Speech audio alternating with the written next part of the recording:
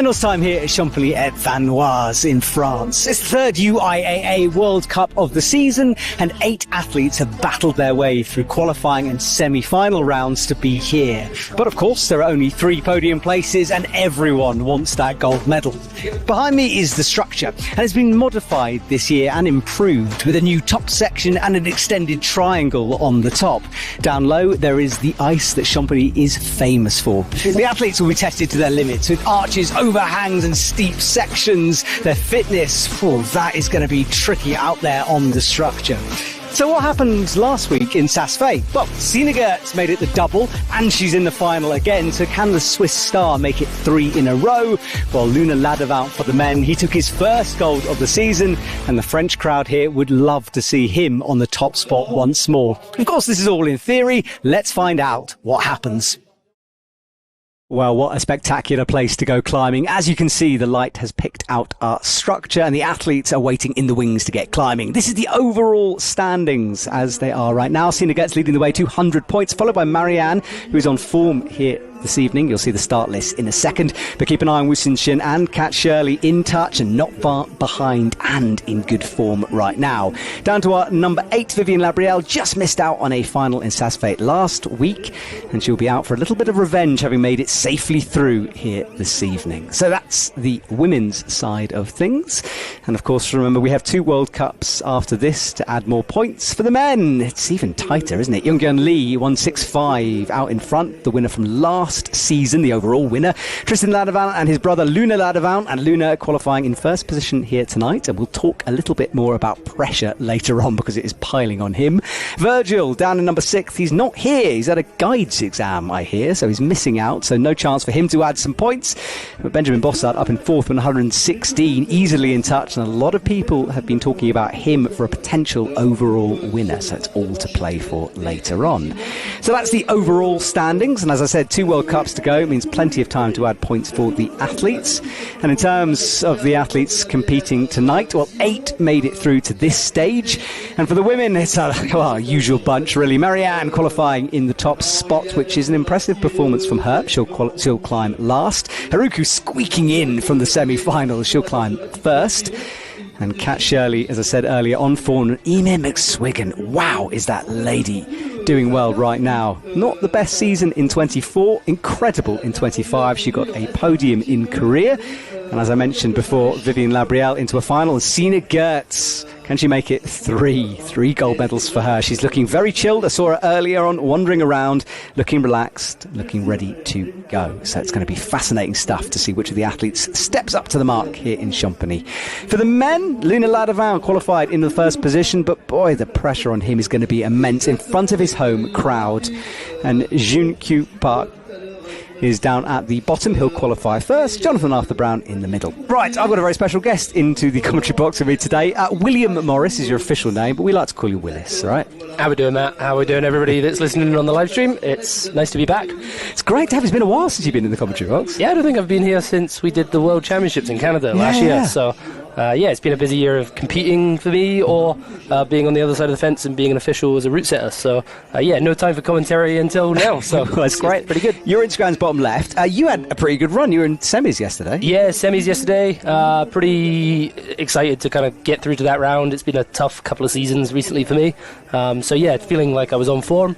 It was a shame not to progress to finals. I really thought I kind of had it in me here, but it just wasn't my day. But it's been a great competition so far, and I can't wait to see how these 8 guys and girls get on smashing out these routes. I've just been outside and had a look at the routes. Really look quite exciting. It's amazing seeing so much ice on the structure this year.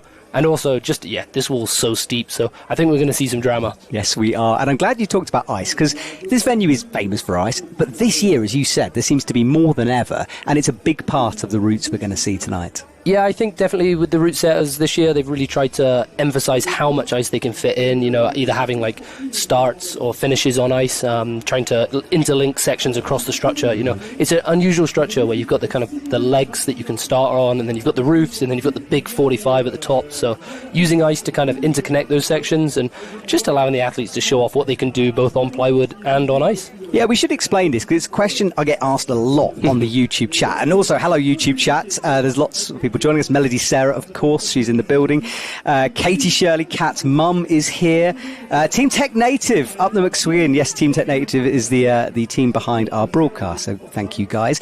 Ice climbing. Everyone's like, why is there not enough ice? Well, look, there's a few reasons, right? Number one is that it's just too easy for the athletes, can't challenge them enough. And number two, it changes throughout the runs. That is correct, right? Yeah, for sure. Ice is this kind of magical thing that we get to climb on, and there's so many athletes that compete in the World Cups that are amazing alpinists that go out and climb all sorts of things out in the real mountains. But in the competitions, like you said, the reality is ice nowadays is just too easy for these guys. They're so athletically fit, and ice, because there's endless options of where you can put your tools and how you can climb it, and the way that it grows outside naturally, and also the way that they farm it on structures like this, it can only be so steep.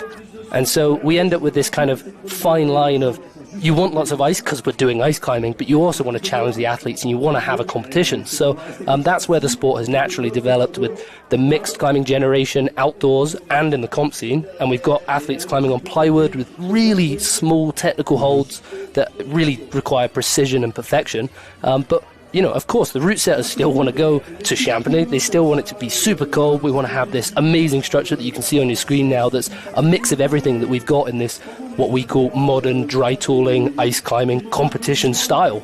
And it just makes it great fun to watch. It does indeed. And the ice will go into the plywood. And as you can see, a huge top section there with an added triangle.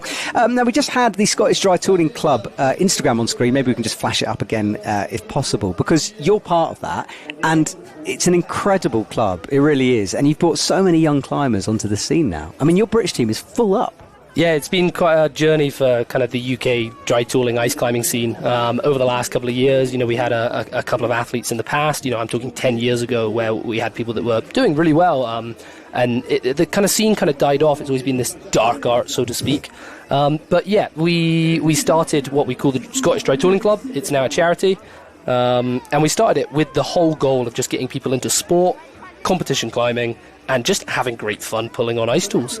We wanted regular climbers and those that have maybe never done any climbing to have the opportunity to have a go at it. It's such a hard thing to go at if you don't know anybody that does it, if you don't have the equipment, and having a club that you can get involved with, borrow equipment, have loads of expertise to help you get started, just to have people enjoy it and really experience what this sport's all about. Yeah, I'm so glad you're talking about it like that, because it is a fantastic... And what's amazing to me is like watching the British team, because there was always you, for example, some of the older figures in there, but you didn't necessarily have this youth scene that we're seeing now. I've, had your younger athletes in the commentary box with me. They're doing really well. So how do you take them from like young and enthusiastic to World Cup level? I think it's just that it's giving people the opportunity. Don't get me wrong, not everybody that wants to come dry tooling and come to the Scottish Dry Tooling Club wants to be a competition ice climber. It's obviously a natural progression for the youths that are super strong, as you said, super enthusiastic, and they're just dying to get out there and have the opportunity. But the reality is these competitions are in faraway countries, they're in hard locations, and there's so much logistics involved to get a team from the UK to, let's say, South Korea, and prepared and ready with the right equipment and the right knowledge and the right training. And so having people like myself, Caitlin Connor, and some of the other older athletes that have been competing for a long time, being able to kind of pass down that knowledge, that experience, and kind of help this younger generation come on. And it's fantastic to see, I always get asked, is it horrible or is it scary having these really strong youths kind of snapping at your heels? And I always laugh because I'm saying, the day when they win, and, they do beat me every now and then, which is great. And every time they do, it's a win for me as well. It's been so nice to see not just the regular names come on, but watching someone that you've literally put the ice axe in their hand for the first time, and then there they are, winning world championships as we had last year in the youths. However, it must be nice for the ego when you make a semi-final and no one else does. I would imagine, anyway. Still a few tricks to teach, I'm sure. Yes, exactly. Right, our first athlete is out then. Haruko from Japan puts the axes onto the wall. She'll tie onto the bottom. The first quick draw is pre-clipped because we don't want any accidents. After that, it'll be leading all the way. And Willis, could you just explain a little bit about how the points scoring system works? It's different this year with the quick draws. Yeah, last year and this year, last year was the first year we made the change. So it actually has made it more simplified. So the scoring system is very simple. Every hold from the start hold, which is number 1, is scored upwards. So number 2, number 3, number 4, onwards and on. If an athlete touches the next hold and falls off, they get a 0.1 added to the previous hold that they had. If they control the next hold, so for instance here with Haruko with 1 axe in the ice and 1 axe on the next hold, they're not actually on the second hold, so they get a 0.2. Effectively, it's like you've done enough to get to the hold and get onto it, but you maybe have slipped trying to transition onto it. Okay. And then the moment you release that previous axe and you're on that next hold, you get that hold score. So quite a lot for the judges to do as well as the athletes. It's quite a hard thing to judge because it can be so quick when you fall off. Obviously on good holds it's a little bit easier, but as you'll see later, I'm sure the judges have to be really on the ball. Yeah. Now this is an interesting section, 1 foot in the ice, 1 on the plywood. This was deliberately done by the setters to sort of blend the two different styles together. Yeah, I think it's going to be really interesting to see how the athletes transfer their feet, especially. Ice can be really difficult to kick sometimes, especially with these competition fruit boots. They don't have the usual kind of lots of crampons, points on the bottom and the sole of the foot. And then, they've got another foot in the plywood. But people would say, oh, that's so unrealistic. But actually, if you go hard mixed climbing in the mountains, you are sometimes climbing half on the rock, half on the ice. So pretty cool. I'm not a big fan of realism in competitions. Honestly, I just think it's ridiculous because, this is a different thing. If you want to be realistic, go outside and climb on rock and ice. If you want to do comp climbing, let's see something a bit wild. That's my opinion. Yeah, definitely. I think more with the sense of the skills that you require. Out in the mountains, you're obviously going to need different skills than this. But here, these guys are going to be pulling out everything they have in their repertoire to be able to keep it together as they go into this steep section on the roof. Yeah, we're hitting the roof now, and she crosses a zone as well in the ice. You can see that blue line across, because entire ice sections are worth points rather than each individual hole in the ice. But for Haruko, she needed to climb fast through here, because really it's all about the next section in terms of difficulty. Yeah, definitely. The ice may look simple, and it is fairly simple, but it's also quite scary to climb. As you were saying with the ice there, there's a technical rule where if you were to fall or break the ice, it doesn't count as a technical issue. So if you fall off because the ice breaks, it's considered misjudgment on your part for using it. A skill that the athletes have to know and feel whether or not that placement is good. Yeah, and we saw quite a lot of that in the women's semi-final as well. Athletes coming off the ice. Haruku comes down onto this fig 4 or 9? 9 same leg. That's same the one. leg. I always have to remind myself of that every time. Right, she's in this fig 4 now, and then we'll look towards the right. And it's one of these hooks, so it's going to be a swinging move off this. Into the ice, I guess, a drop down. I think they're coming down and around onto the ice and then back up this really steep section, and it's a funny one. Oh, she loses it on the ice, and that's what we were talking about, because although it is kind of a ledge up there, those fruit boots not necessarily designed for it, and she slips straight off. Yeah, super hard to, again, it's that transfer from one material to the other. That is always going to be a difficulty for these athletes, and I really hope we see some of them transfer that a little bit smoother, but a great effort. She was really on a roll there, moving nice and fast. Well, Haruku kind of staggers around, I think a little bit tired as she breathes deep in this cold night air, looks back at the route that she's just climbed, but she is our current high point with 7 more athletes to go.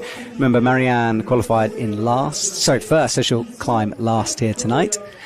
And it's cool to see Japan. Like, we see so many of them, those athletes in the sport climbing world. It's nice to get some dry toolers here. Yeah, and the Japanese team is really strong. You know, they've got some amazing climbers. I think Masato is one of the route setters here, actually, kind of taking a break from competing and actually putting the holds on the wall. So it's been great to see them out in force. And they always have a good season, to be honest. Yeah, agreed. Well, YouTube, if you are watching this live, remember you can send us some questions. Willis is here, an absolute expert. So if you've got anything about ice climbing you want to know, or if you just want to shout out your favourite athlete, please do that. I am keeping an eye on it so I can answer any questions you might have. Matthew Skolnick, for example, talks about the wild set in Saas-Fee, swinging barrels, pole slide. Yes, agreed. And there is something wild in the men's route, and we've got the men in Junkyu Park. And you were saying how he's one of 5 or so just like young superstar crushers. Yeah, the South Korean team have been on fire the last couple of seasons. I think in the past we've always had a kind of very heavy Russian dominant team, and it's been amazing to see these guys kind of fill those shoes and absolutely kill it. So yeah, Park here being one of 5, I think, of the male athletes that train together and travel together for all these competitions, and all of them are so strong. Yeah, it's crazy. They're going around in the white jackets that everyone is jealous of. Team Korea bringing out the style. Right, he stormed through that ice there, transitions into the plywood where he'll be more at home. But this is a tricky shouldery move, this. Yeah, I think he's going to cruise this. You know, these holds are Korean holds, so he should be fairly familiar with it, something that he's used to climbing on. And this style with this figure 4, big move up here into the left. I call this the kangaroo hop. When you jump your feet up like that. So he's got that draw in. And when you say Korean holds, I presume you meant made in Korea? Yeah, so all of us athletes kind of know different brands and different sets of holds, but it's funny how different countries and the manufacturers in those countries have a style of holds. I guess it comes from the style that those athletes and those route setters like to have. And it gives us this amazing experience when you go to different competitions of new holds that you've never seen, new styles of movement. And it's sometimes it's cool when we see route setters that have brought some of that style to a new venue. Yeah, agreed. Well, he's nearing the end of those holds now. High clip above his head as he comes into a reverse grip on this. I always call it a side pull. Can I call it a side pull? I mean, yeah, totally. It's the same way that in rock climbing you have to be off to the side and lean your body weight. It's exactly the same with tooling, just with a lot more leverage. Yeah, well, he's through that move, and thin section here. There's really complicated technical moves. He kicks those feet high onto the plywood, leans back, and he'll make this clip from the right hand and with the left. And this is where it's hard from this angle, but we're approaching this arch in the wall. He's trying to wrap it, I think. Yeah, it's a difficult hold. This is one of those smart stones, so that they're real granite holds, and they usually have a specific edge. So you can see he's found that now, but finding it sometimes can be really tricky. Yeah, he leans back on that edge, trusting it a bit more as he put his weight over towards the left-hand side. He's on 10, of course, the first athlete out. There was a question about these holds. Can the athletes swing into the ice? Yeah, so all the athletes are allowed to kind of create their own holds on the ice if they want to. However, obviously, when the route setters have been kind enough to give you a decent placement and spray it blue for identification, you'll see most of the athletes will choose to stick with it. However, they may opt for an additional hold to gain some height if maybe there's a hard move afterwards. All right, well, he's into the last of the drilled holds, and the roof is above him here, and there is pretty wild moves to come to transition into the next section of ice. If you watch the women's semi-final, you'll recognise it. It's kind of similar in terms of the style of the route. Follows the same direction anyway. Yeah, and it's pretty cool here in Champagny. You can see on the roof here they've added this large volume, which just means the athletes are actually further away from that roof, which might seem silly. Yeah, going into that chain there, look at that. This is the wild move I was talking about, the swing into the ice. But he's looking a little out of control here as he makes the clip. In now. And it's quite a long way beneath him. He's going to get an axe and then drop down onto that axe. I think he needs to get his feet across now. Here we go. Yeah, look at that. Awesome. Yeah, he's in. And but this is where we saw quite a few women skitter off this ice down here. It's a bit fragile. Got to be careful. And you can see the zones painted vertically, in the ice. So when they cross that'll be a scoring zone. Yeah, exactly. And that'll just be because they are actually completely traversing here. Obviously, they're still moving upwards slightly, but this is a big traverse up and across, and by the looks of it, round this corner back onto plywood. Yeah, and the plywood gets very steep up there, and it's long, remember. There was 6 minutes on the clock for both men and women, and he's got just under 2 minutes left. So he has got time. It's not a lot of time to finish it off. It's really not, and this head wall just absorbs your time like nothing you know. It's so steep, and every move is completely energy absorbing. So the moment you get onto this angle, you are fighting time and your muscles. Now what is going on? There's a big drop down into a stein maybe under there? Yes, you can see the black tick on that yellow hold. That's going to give them a rough idea of where to take that hold. Sometimes the route setters do that almost to identify it so there's no confusion. He drops in, looks not too bad actually. It was a nice transition that. He's trying to pick up the pace, as you can see. Minute 18 on the clock. I always think what's crazy about this structure though is you've got this massive triangle that they're on now, but there's still a head wall above it. So there is still so much climbing ahead of them. Yes, fair play to the organisers at this event. They've changed and improved things from last year. All of the wood here is brand new, including that triangle head wall you were talking about. The Park is doing well as he gets up to 20 points on the board now. Oh no, he's not accurate though. Somehow that right axe stuck. Completely lost his feet on that move. And now he should be a little bit more solid, but the rope drag looks nasty as well. I think it's always going to be hard with that kind of corner as well, where you're going to have a little bit of drag, but you can see there's all the extenders to kind of hopefully alleviate that drag a little bit. I think he skipped there. Skipped a hold? I'm not sure. I can't see from this angle, but possibly from the other angle it looked like there might have been another hold that he missed. Well, he's very upside down right now. And he pops that left axe and spirals back down to the ground. He's okay, but what a performance from Park. First athlete out, and a 22 on the board. I think that's a pretty good run, and I think it's always worth remembering, just because they may be out first and qualified last, definitely doesn't mean that they haven't got it in them. Obviously, we always expect people to kind of come out in order, but we have seen it where the people have come out first, done an unbelievable run, and taken gold. Yep, very, very true. Well, he sits down on the ground. I think he's more tired than anything else, not injured, I hope, as I say that. Yeah, I think he's okay. One of our route setters there looking for something on the ground. Maybe he's dropped his keys. But let's see this again. This was a wild move. Lost his feet. Yeah, I'm not even sure what the hold that he's got there is, or if he's on the good part of it. So really, really tricky section in such a steep roof. Yeah, and then he managed to recover, but I think it just showed you he was getting a bit fatigued. All right, well, he's off the ground, which is good to see. Picks up the axes, gets that jacket I was talking about, and he will leave. His job is done for tonight. What do you think of this new format, the 3 days instead of 2? I mean, I think as an athlete, it's brilliant. It's an extra day of rest as far as I'm concerned. So, it's definitely a nice way for the athletes to be able to come out, do their qualification, and know that actually they don't have a monster day the next day. Yeah. And so for these finalists, I think it's going to be really interesting to see if they actually feel really good today compared to having to compete after doing semis the same day. Yeah, it's a really good point. I mean, just that extra little bit of rest and chill. You'd imagine they'd be climbing at their best right now, which is good. Right, Lorena Beck is out. She was competing in speed finals yesterday. Will have recovered, of course, had all day today. And she is underway up through the sponsor logo here, which I presume you can kick. Yeah, it is made of wood, although we had a few issues with qualification where some people actually slipped right down low because it's just a different material. Yeah. They were expecting it to feel like the other wood, and they kicked it and slipped off. Oh, no. Which is into these holes in the ice. And it's, as we know, not too bad down low, but you've got to be careful. And I mean, look, I'm a rock climber at heart. The idea of climbing ice pillars is always a little bit terrifying. But that is big solid ice there. It's like a metre thick. Yeah, it's pretty thick, and although there is obviously the risk of kind of having a brittle section and pinging off, the majority of the ice here is really quite good. And like you said, they've done an amazing job this year of farming that ice, using chains to kind of direct the water flow so that it ends up where they want it for the routes. Yeah, exactly that. And I know they've changed the speed wall, so they've now got plywood behind instead of metal mesh, which apparently binds the ice to it better. So yeah, a lot of thinking going into this.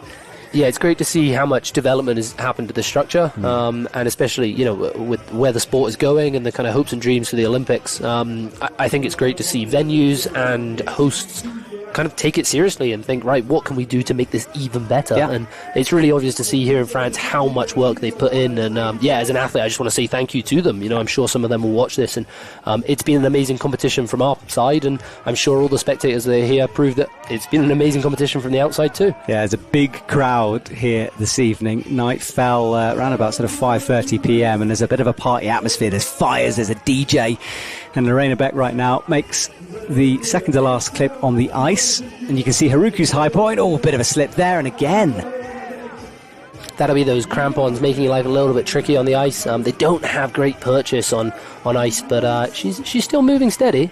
Yeah, she's looking all right. It will have raised the heart rate, but she's experienced enough to know how to deal with that situation. And a good clip right by her waist, so nice and efficient from her. And then this long quick draw to try to eliminate that rope drag that we can sometimes see when you weave a route around. But again, that smart clipping, not trying it too high, and goes for the double clip, I think, now, but slightly, almost kind of standing that rope, just dragging by her ankle. Yeah, so she's just coming into the roof again, so she's going to get back onto the plywood, back onto the holds. But as we saw with Haruko, this section is by no means easy. It's steep, and these holds are precise. You really still have to keep the tension on that tool, even though you're hanging around with your feet by your head. Yeah, right. Upside down time for Lorena Beck. Kicks into the plywood above her head. And then looks to get these hooks in. You've got to be quite accurate still, kind of stop that swing. Yeah, and you can see it really is just the tip of the pick there that's on that hold. Really, a lot of accuracy needed to get the hold, but also you can see her trying to stabilize herself with her other foot to make sure that she doesn't almost turn off of that hold. All right, well, that's all of the climbing she's got ahead of her, which is a lot. She looks tiny on that plywood wall. And this is the chain hook into the ice, and this is nearing the point where Haruku fell here. Lorena will have to find better purchase with the feet on this ice. Trying to stop the swing with that hand, and then into the hold. Got it. Yeah. And it's still risky though. She drops down, wants the plywood with the right foot. That was smart climbing from her. Really, really good there. Yeah, definitely knew exactly what she wanted to do, how to get balanced. And now that she's on that wall, I think we're going to see her really motor, because the time must be ticking. Yes, it is. So 15 is her score at the moment into this high quick draw. And then the banana-shaped hold above her head with, as you said before, that little black line to indicate where the good part is. Yeah, it's not every competition, but definitely here, I think, mainly because of the light that can happen when it's a big tool structure and the lights are only from the ground, just to identify that sweet spot on the hold so that athletes aren't wasting time just trying to find a hold. You know, nobody wants to watch athletes struggle to find a hold when they're perfectly strong enough to do the moves. Absolutely. Well, minute 44 now on the clock on the bottom right of your screen, so it's pretty good actually in terms of timing, but we know the hard moves are likely to be in this section coming up. Yeah, I'm looking at this next section here on this big grey volume. It looks like there's two smart stones, one on the right and one on the left, so I think she's going to have to go to the first one, transition into the second. Really tricky on this angle. Yeah, she's going to have to shift the weight, quite a shouldery move here. Trust that right arm, nice and straight, holding the body tension as she reaches around the corner of this volume that sort of points upwards towards the top of the wall. Yeah, and this is good tactics from the route setters. You know, they're doing a lot of movement, but they're not really going anywhere. Yeah. So it's time absorbing, it's energy absorbing. They're going to have to really fight through this section. Just gets that clip in. It was at full stretch for her. And I think there's a sort of sideways stein to come here, or a side pull of some sort. That's the reverse grip as well. it can always be hard to tell how steep or what angle they're hanging in. But I always find sometimes looking at the quick draws, seeing where they hang, can be really helpful as a spectator to see how steep this wall is. Absolutely, Lorena looking like she's struggling here a little bit, shaking those legs. She kicks in again, and she's shaking out on every move now. So the pump building for her. Yeah, on this angle, you do a move, you shake out, you do a move, you shake out, fighting for every second on the wall. Unreal. Well, another hook, more points on the board. She goes up to 22 now. Green volume above her head. She'll make the move before making the clip. Feet super, super high. And seems to have recovered a little bit. Looked a bit frantic down low, but this is better from her. Definitely keeping it together. She's got another few seconds. I think she'll maybe get this hold in time. It might not be exactly on our clock, but she's pretty close here to getting timed out. She will be announced, and I think there it is announced. So we'll wait for her exact score. Our clock says 25, which is easily out in front. Yeah, that's a really good score, and it's amazing to see how well she climbed that top section. You could see that she'd been told the time, and she knows she needed to motor. But I won't say yet, but wow, there's still a lot of climbing above this to go. So I'm going to be interested to see how the other athletes get on when they come out. Exactly. Richard K is asking, why are people screaming at her while she's trying to focus? Well, basically, that's what an audience does, I'm afraid. They scream up at the athletes. And let's be honest, the athletes are super focused. You know, even if they hate the crowd, they won't really be hearing it. I mean, you can have all sorts of nonsense going on the crowd, from horns to bells to, just screaming spectators. And, see, when you're on that wall, it doesn't matter a bit. And she's been talked to by a judge. I think that may be the last points what she'll be awarded there. That's terrible English, you know what I mean, though? I think she looks happy, though. I think she definitely got everything she had in her out. So, really, really good effort from Lorena. Exactly. Right, next athlete. We rotate through quickly here. Kim Min Chol is out, our second Korean athlete in a row. And you can see the VIP area behind him there. That's brand new this year. I don't know why we weren't invited, Willis. I know, we're in a kind of relatively small shed here in comparison. We are in a shed, yes we are. It's a root setter shed. It has got a radiator, to be fair, but there are none of the bottles of wine that the VIPs are having, which is disappointing. All right, so ice first of all for Kim. And we saw his teammate just race up this section. I figure he'll do the same kind of thing as well. You know, he'll know this is easy climbing. He'll want to get it done and move on to the plywood. Yeah, the ice is, like I said earlier, I think it's still scary. You know, those athletes will be going, great, I've got easy climbing, but the fear of falling off an easy section is awful. So probably still a little bit of care taken. He is, isn't he? Even though it's not particularly difficult. We see some picking. That's wicked. Yeah. So that's what people are asking. Yes, you can do it if you want to create your own hold. Often the axes, though, aren't designing that well for ice. Yeah, for sure. These competition picks that we put on our ice tools are super aggressive, so they don't have that kind of sharp blade that you would have on a regular ice climbing tool. We use these kind of downturn picks that hold on to these small metal and stone holds really well, but it makes them pretty terrible for striking ice, so you really have to be careful when you do what Kim just did there. Yeah, well, he's on more familiar territory now as he enters the plywood, makes the clip, and then there's a couple of shouldery moves we've seen before here on these Korean holds. And Kim getting a lot of support from our Korean contingent on YouTube as well. Hello, guys. I'm not exactly sure what the support says, but I hope it's good. He's moving his way now over, just a little wiggle out of that axe on that yellow hold. Yeah, it really goes from that kind of what we were saying, easy section, to this section is really quite difficult, and I think we saw the same yesterday in semi-finals, where the main wall before you even get to the roof is by no easy feat. So these guys are going to be feeling the burn already, and then they get to the roof with that swinging chain. This is a hard route today. Yes, it is. All right, well, Kim is doing well though. Double clip here, gets that sorted out, and straight into the reverse grip. Read it. I always wondered, how do you know to go for a reverse grip compared to a normal grip? Is that just something instinctual? Have you seen it from the ground? I think it probably stems from your training. You know, everybody has a preference on when they choose to switch the grip. Sometimes it might just be to mix it up and kind of try and use a little different grip to adjust how much pump you've got. But yes, there is definitely a rule of thumb. The more sideways sort of holds, we always try and use reverse grip. And the way I teach it, which sounds a bit silly, but if you ride a wide-handled chopper bike, you don't do it with your palms up. You do it with your palms down. Yep. And that allows you to kind of engage your shoulders and kind of hold that tension without having bent biceps the whole way. So it allows you to kind of use different muscle groups to stabilize yourself rather than kind of been locked off the whole time. I like that one. That's brilliant. This is why your team's pretty good at the moment. All right, well, he's into the ice once more, over on the left this time, and it's pretty thin over there. You can see it, just a curtain. It's so dramatic to watch, especially when it's being lit up like it is now. And here comes the roof. Little slip down, just checks that foot before making the move. And then this sort of stalactite type volume in the roof, just creating even more 3D structure to this already very 3D wall.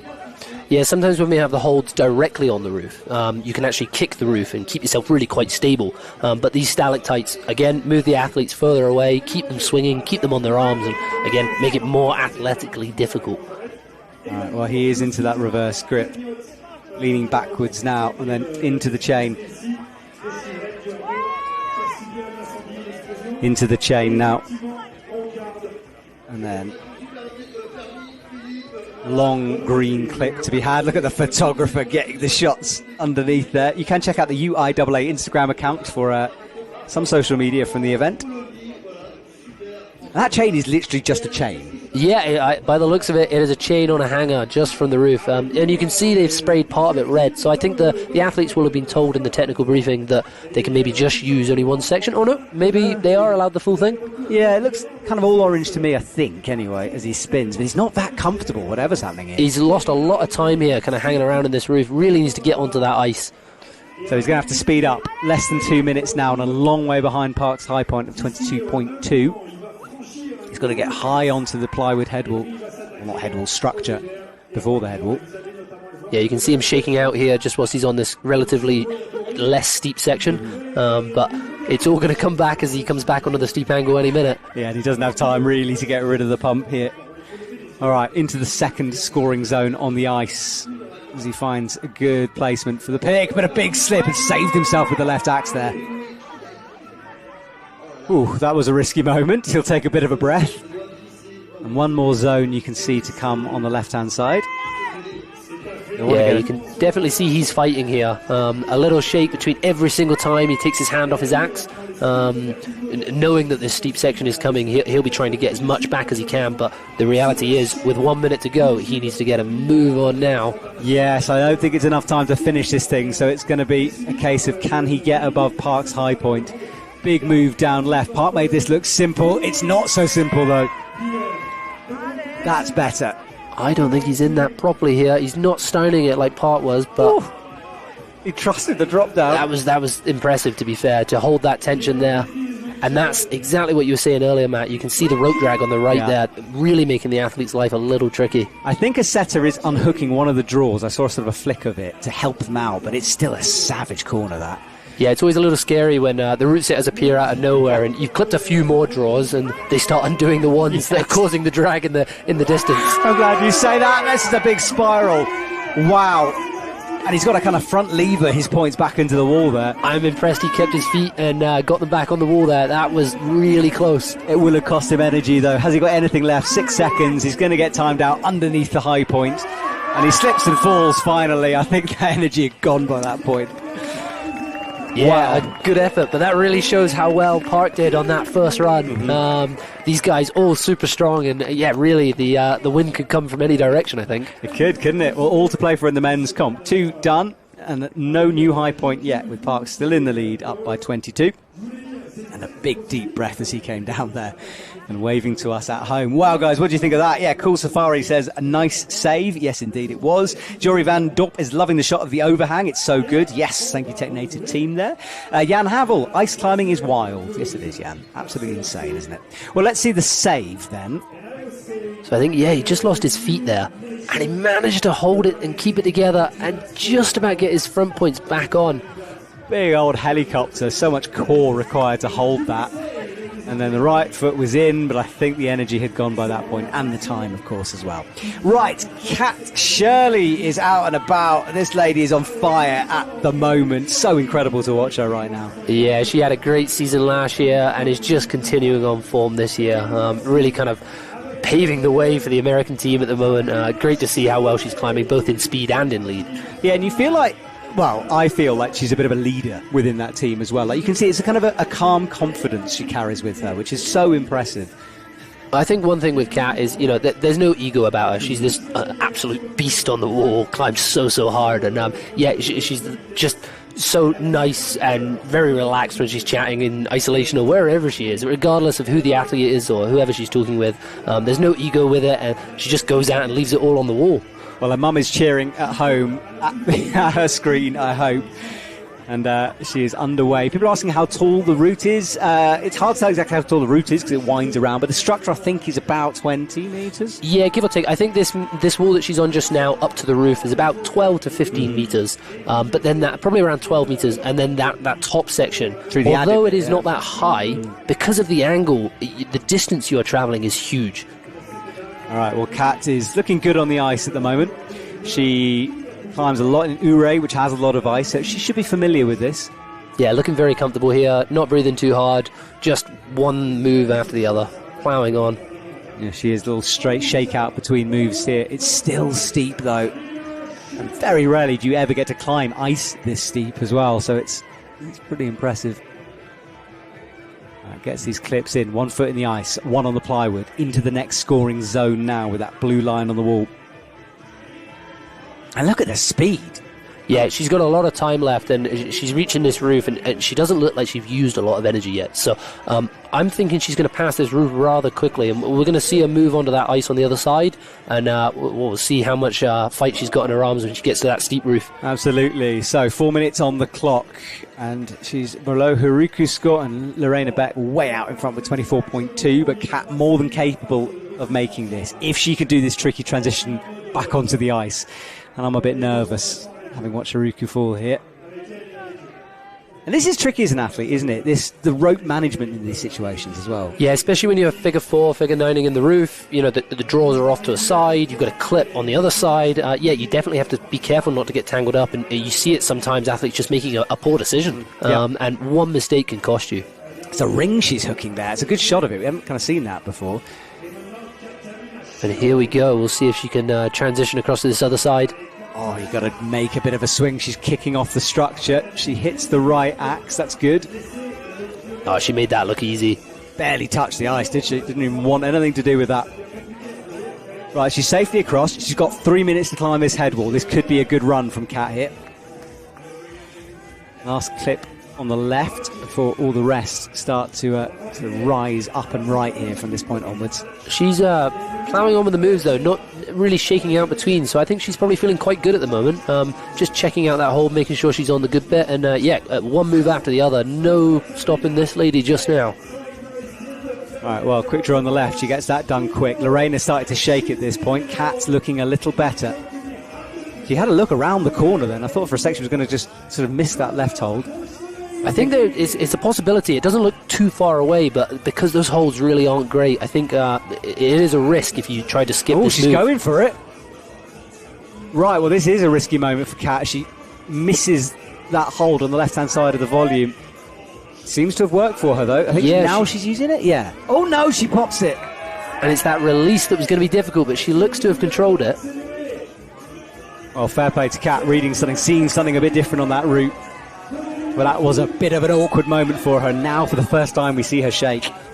Yeah, she's still got plenty of time. I wonder if she can hear, check the timers out just now, and know that she's got time to have a little rest, get a little bit back in the arms so that she can use every second. All right, last of the smart stones here, and then she'll go on to those metal.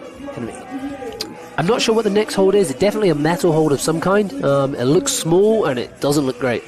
No, it doesn't. Shaking out, checking the clock. Looking calm up there, but you're high above the crowd, high above the screaming cloud, and you've got a lot of climbing left ahead of you here. Definitely a smart decision to just look down, control herself, make sure that she's got time, and then that rest will save her through this next section, through this big blue volume. All right, shaking out between moves now. She's approaching Lorena's high point. She was 24.2. Kat is on 23. And you can see that 24.2 downgraded by the judges from the 25 she was originally given. Yeah, and I definitely think Lorena skipped this hold that she's going to here. She went straight up, but Kat's decided to use it. She's got time. Why make it more difficult? Why risk it when you don't need to? Exactly. We could be close to a top here. 47 seconds. She's going to have to move, though. Moves into the number 1 spot with 26.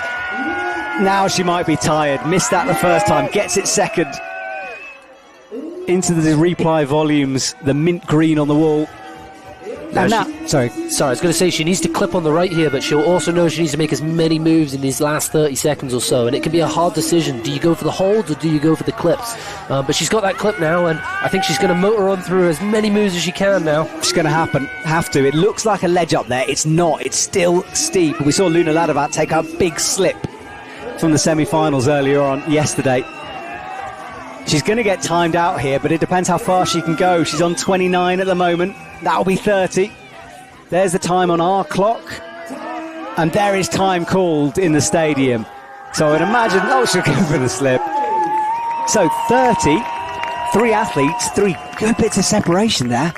Yeah, it really shows how far this route you have to climb to be able to stay with it. And she's gone through that 45, and you can see she got onto that headwall. But I was looking up, and there's still another 5 or 6 holds. So an amazing effort there from Kat. But I'm going to be interested to see how far any of these athletes can go. It doesn't look like a lot of time limit. Kat's one of our fastest here. And an amazing effort there from her. She should be really happy. She should. She looks back up at the wall just one last time, and then she'll probably let that go, and she's enjoying celebrating with, I think, some of her teammates down there. So Kat gets the new high point. Her knot will be undone. She says hello to us in the studio and at home. And YouTube goes crazy, as I'd expect. Everyone enjoying that one. Melody Sarah, great work. Kat, Susan Kolonsky, nice climb. Woohoo. Yes, a woohoo. And lots of hearts coming in as well. I'm not sure if you can hear this at home. I'll be quiet in case you can.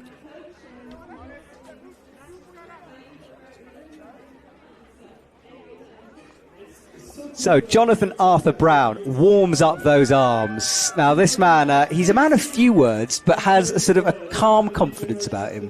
Johnny's a funny one. He's definitely one of the favourite athletes on the tour. Super strong, and yeah, like you said, he's a very quiet guy. Only speaks when he's got something to say.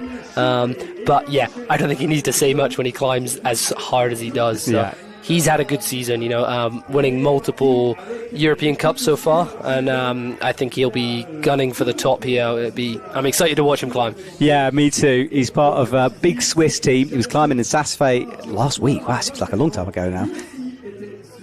All right, careful through the ice. There's one kind of a blind hold around the corner here. You can see him just peering for it. And here we go on the plywood. Yeah, he was climbing in speed last night as well. Yeah, I don't think he quite got the result he wanted, but he did manage to make the podium for. I think did he win it, or did he? I can't remember where he ended up. Florian won the European champs. Yeah. So he'll be happy with that, but not quite the result he wanted in the World Cup. So this is where it's all to fight for sure on the lead. It is, and I'm glad you mentioned the European champs because it is going on at the same time. So if you're a European athlete. You can win or get on the podium with the European champs. You just eliminate the athletes not from Europe, like we saw in speed yesterday. So, there's another podium and trophy to play for here tonight.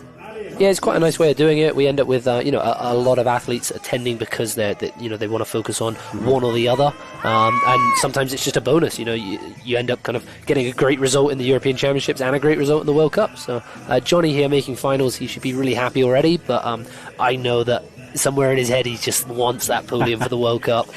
Wearing white and black gloves as well. Nice style there. Or maybe he's just lost one, who knows. Well, that's the problem with golf gloves, is they always seem to come in singular forms, because most of the time when you're playing golf, it's a single glove. So, yeah, probably just choosing 2 that he's found that fit. Yeah. Well, I'm going to call it style points anyway. I like it, Johnny. Okay, up into the ice again. He's moving nicely on the ice, really quick and smooth through here. We're coming up to where Kim spent a long time, though, on this roof. Hits the quick draw on the way through, just gets it swinging, which was actually a smart move from him. And now leaning with straight arms here, drives the feet in, gets stood up really tall above his head. It's going to be a bit blind, this. He trusts it. So yeah, he's gone for the kind of figure 9 straight into the roof, whereas you saw the Korean athletes earlier both deciding to keep their feet on before transitioning across. So obviously a little bit different tactics in the observation zone there, and we'll see if it pays off from here. Yeah, he's shaking out in the roof. I think one foot is still on the ice over on the right. Into the chain now. She chooses to go quite high up on the chain. I guess more control but less swing up there. Yeah, and I guess it depends where he's going to choose to go under this ice. If he's going to go up nice and high, being high on the chain is going to help him get there. Yeah, good point. All right, so he's clipped the long draw. Ice beneath him now. Make sure he's not tangled up. But this is the problem, being this high. He's got to do a long stretch, but he manages it easily and drops into the ice. And just under 3 minutes. So I can't remember actually time-wise what the others were at. I'm not sure, but I think he's definitely ahead, and you can see he's really motoring on this ice section, choosing to cross rather than match every tool. I think he wants to get back onto the plywood as quickly as possible, and he's 2.5 minutes. I think we might see if he can keep it together. Oh, big slip. He's stretched a long way of dodgy ice there. Commentator's curse there. You start saying good things and bad things happen. I've given up on it now. I used to genuinely care about that, and now I'm just like, I speak a lot. Right, he looks down, checks the clock. He's got 2 minutes 15. So let's see if it is enough time. He's going to have to certainly turn up the pace here a little bit. Just 6 minutes given for these athletes on the wall. The route setters get to decide that before the event. They have a limit they have to work within, of course, but they can sort of decide how long it takes, which always seems like a pretty big guess, if I'm being honest. Now, I've done quite a bit of route setting this season for the Continental Cups, and it's one of the scariest things, choosing that final time limit that you're going to give the athletes, because of course you want to see your route topped, you want them to have enough time to be able to do it, but you also don't want to see 8 tops and everybody complaining that you made it too easy. So it's a hard line to draw, but they tend to get it right most of the time. Well, he's certainly turned up the pace here. Real powerful moves between. He won't rest for very long. Yeah, so minute 25. It's going to be a big task. 22.2 is what he's aiming for. He won't know that. They're kept in isolation. But he'll just know he's got to get as high as possible. Reverse grip on the left. Big, powerful, tensiony move. He's looking good here, though. Yeah, he is. He's got a lot of time. Minute left. 2 moves to go before he's on the number 1 spot. Just struggled to make that hold there. You can see him just having to shake out that right hand to go again. Yeah, and you're right about all the climbing ahead here. That's a better shot to show it. Long way to the top of that triangle. And there's a dyno on the last move as well. I don't think it's enough time to finish it, but I think he should get the high point if he keeps this move together. There you go, he's got that hold now. You can see him happy to be off that undercut. Yeah, he didn't like it, did he? Well, he'll get the quick draw and then he'll make the move. He's currently just below Park's score, according to our scores. Did he touch it? No. He's not got long left on the clock. He really, if he wants to make that high point, he won't know, but he just needs a little bit more. He's ignoring the draw for the time being. He doesn't know it, but that should, I think, be enough for the high point now. Gets the draw in quickly. Keep doing touches, Johnny. Come on, one more hold. He touches it. He's going to get timed out here any second. From Jonathan Arthur Brown, 25 points. Fantastic stuff. Right, some questions coming in. Can the route setters decide a weird time limit, like 6 minutes, 12 seconds? I'm sure they can, but as far as says dyno for the last move is wild. Yes, it is. It is wild. So let's hope someone gets up there. I think Jan Havel is asking about the Olympics. We hope the ice climbing will be in the Olympics. It would be in 2030 if it manages to make it. We've all got many fingers crossed for that one. Well, the steam rising off his jumper there. He was working hard. Yeah, I think sometimes it's better to be really warm when you come out and be prepared to come out into whatever temperatures are outside. We're actually not too bad this year. I think it's all right. Just a couple of degrees under zero. But I know that the last couple of years here, we've been in minus 20 or minus 30 when we start super early in the morning. It was miserable. I was here last year. It was horrible. I'll be honest. Like, if you're not climbing and you're just hanging around talking, it's tough. I mean, I think it's tough even if you are climbing. Yes, true. Right, Amy McSwiggan is underway, and this lady has so much support out there for her. She's made all the finals, I think, this year in a row, and so unassuming with it. You talk to her and you're like, you're strong. She's like, no, not really. You're like, yes, you are. Come on. Yeah, Ema's been on the circuit for a long time now, has had an amazing season every now and then, but this year she just seems to be like unstoppable. She was so unconvinced. She was feeling strong. I spoke to her at the start of the season, where she kind of was like, "Oh, I'm not sure how my training's gone. I don't know if I'm there. Everybody else looks so strong." And then she rocked up to Korea and took a medal. Yeah. It was crazy. I think I have a theory, and here we go. My theory is that like everyone is kind of at a similar physical level, even if you're not training super hard. You can do the moves. And so much of it is psychological. And so often when an athlete decides that they're not going to do well, they do well. It's like the pressure comes off. Yeah, definitely. There's definitely a big mental game to competition climbing. And just being able to relax. And I guess with Ema's experience, the amount of times she's been here, in finals, used to isolation, used to the stress, the preparation. I guess the more relaxed you are, the better you're going to perform. Yeah. So, yeah, there's definitely something in that. Maybe. That's my sports psychology coming in there, which doesn't exist, everyone, so don't take me too seriously. All right, through the ice. 1 foot, as we know, on the plywood, 1 on the ice. It will feel a bit nasty, this one, but she's been nice and positive through these moves. And a big separation in the women, falling off in different places. Kat Shirley, 29.2, leading the way. Oh, that was a slip, but had good pick placements to save herself. And lots of comments coming through for Ema on YouTube. So many. Jory Van Dorp loves her. Yeah, she's a very popular member, but she's got a lot of climbing to go if she wants. What a lovely shot. That just shows how amazingly intricate this structure is. And it's crazy how the routes can wind all the way through those pillars of ice, through different roofs. When they get lowered down, they're coming down at a completely different location from where they started. Yeah, it's true. It's disorientating. Okay, big moves to come for Ema. Gets high up on that triple handle of her ice axe, up at the very top handle now, in order to make this big stretch up. She's into the roof now. Fig 9 to make this move, and then into a Fig 4, and we'll drop down onto these yellow holds. Nice quick transitions here, definitely feeling fresh. She's moving well. Yeah, she's looking super confident here. She's kind of the queen of endurance, I think. There's maybe a couple more powerful moves she struggles with, but rarely do we see something super powerful for the women, so it kind of plays into her strengths. Yeah, I think long routes like this definitely, where you're hanging around for a long time, you've got to go the big distance, and she's looking pretty good here as she comes back onto the steep 45. A bit like Kat did, completely avoided the ice there, which was smart, I think. Big move up onto the corner section of this wall. A quick draw to be had on the left, though. It's interesting, Eva's choosing to stay with the Figure 4, Figure 9s, even though she can kick this plywood wall. It is so steep that there's a risk that if you lose your feet, you can come off. So, yeah, just choosing a little bit of a different technique here, maybe a little bit more energy absorbing, but also a lot more control. Yeah, but this quick draw is a nightmare for her. That was a good 10 seconds of clipping, burning that bicep. So flicks the feet through once more, and you're right, really utilising that. Yeah, and you do see it here in Champagny. Some people just have a preference of how they handle this angle. I wouldn't say there's a right or wrong way to do it, but just sticking with it and trying to mix it up now with her feet back on the wall. Smart stones now, actual granite on the wall.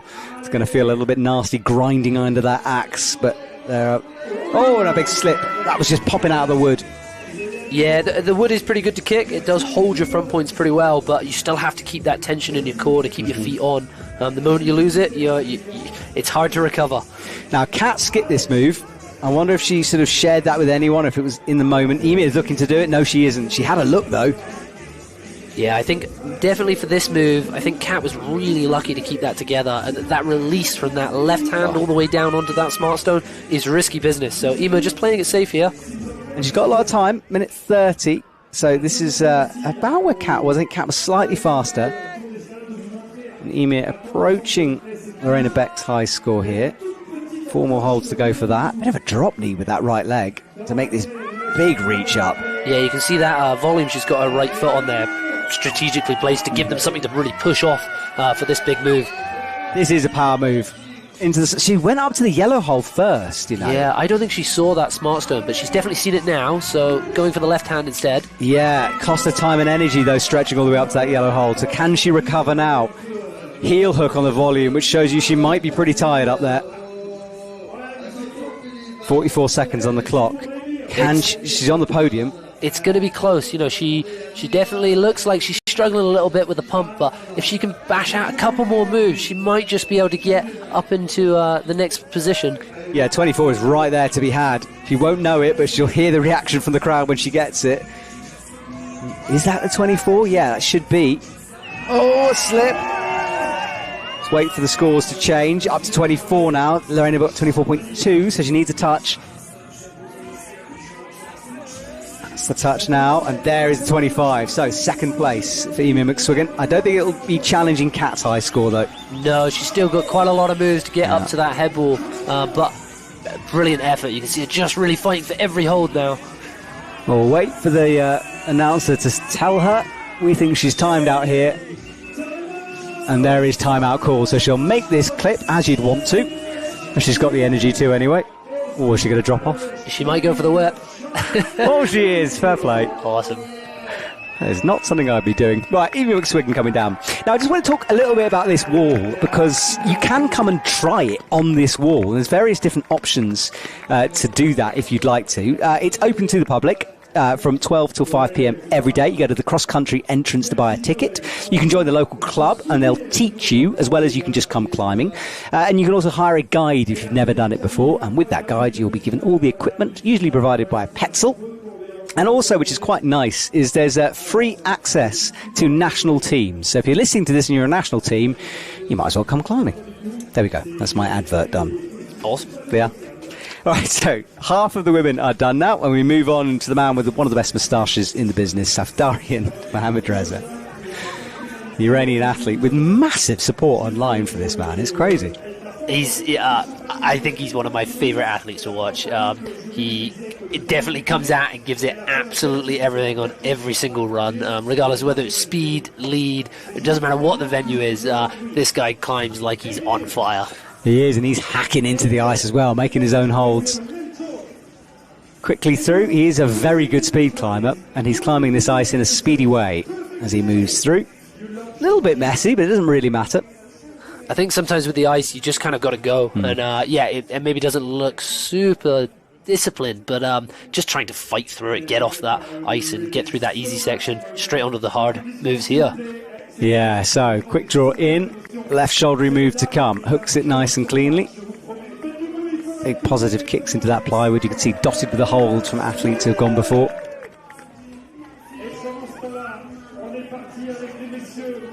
So I think, Safdarian was a little bit injured last season. Still managed to put in some amazing performances. But yes, he did have an injury, and it's been amazing to see him come back super strong this year. I think he's been training really, really hard. I've seen some of his Instagram stories of doing sort of crazy moves on his home wall. And it's clearly been paying off. I always like it when athletes post Instagram stories like that, because I always think it's quite a good intimidation factor for everyone else. You're like, oh wow, I'm in trouble. There's definitely something in that, isn't there? Everybody kind of being like, oh yeah, I'll get the fear into the rest of the competition. I don't want to give away names, but I know people who do that. And I think it's a brilliant tactic. Right, reverse grip on this side pull, gets the feet stamped in on the right. And there's still a lot of climbing for Safdarian here, but only 23 is the high point, so a lot of leeway for the athletes to make progress here.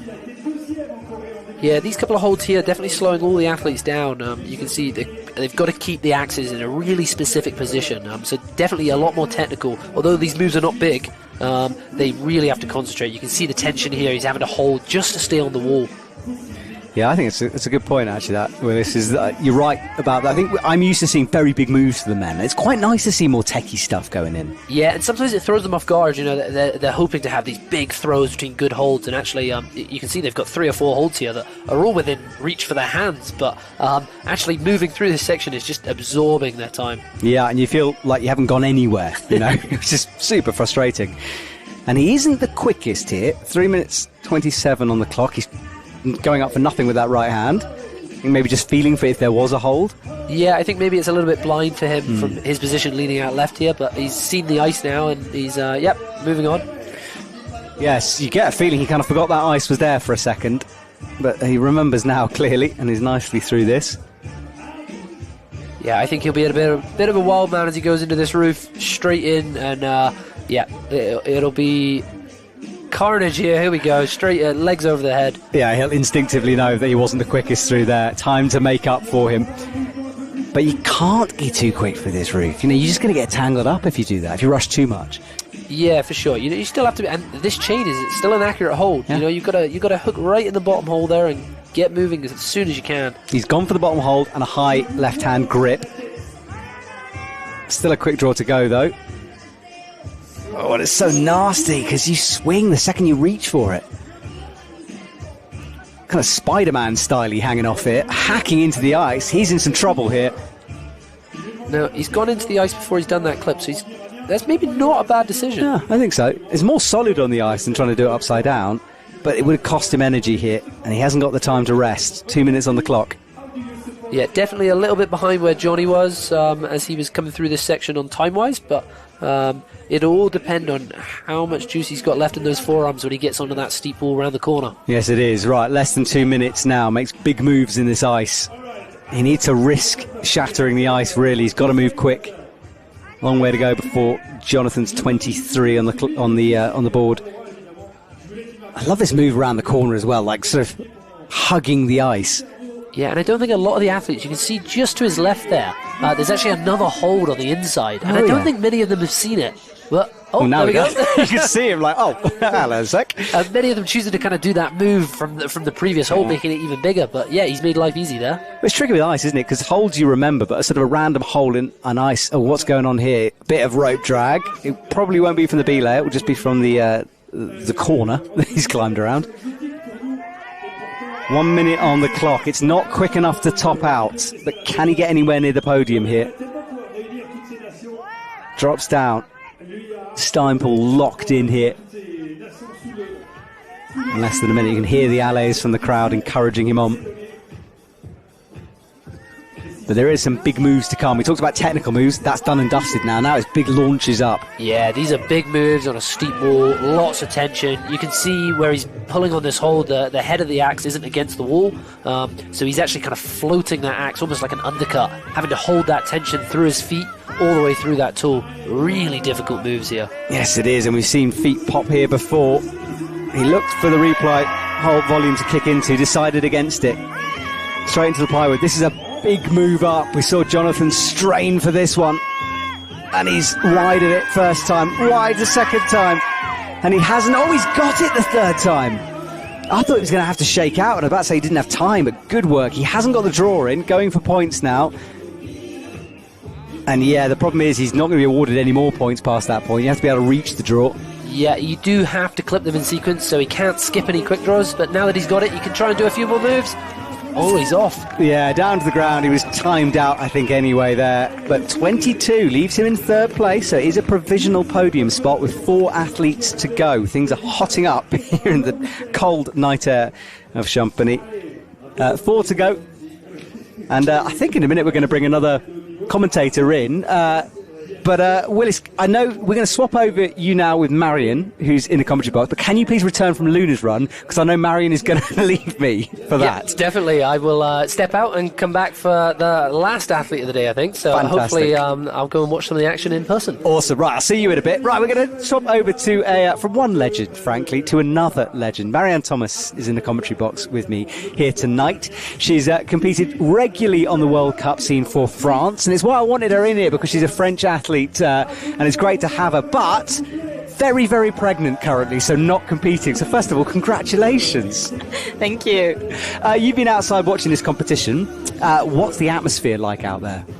Yeah, it's so cool. In Champagny, it's always in the middle of the mountain, so it's special atmosphere. Lots of snow, lots of ice. We can see also lots of ice for the womanhood for the start, so really nice to see. Now, Vivian underway here, an athlete I presume you've climbed with quite a bit on the circuit.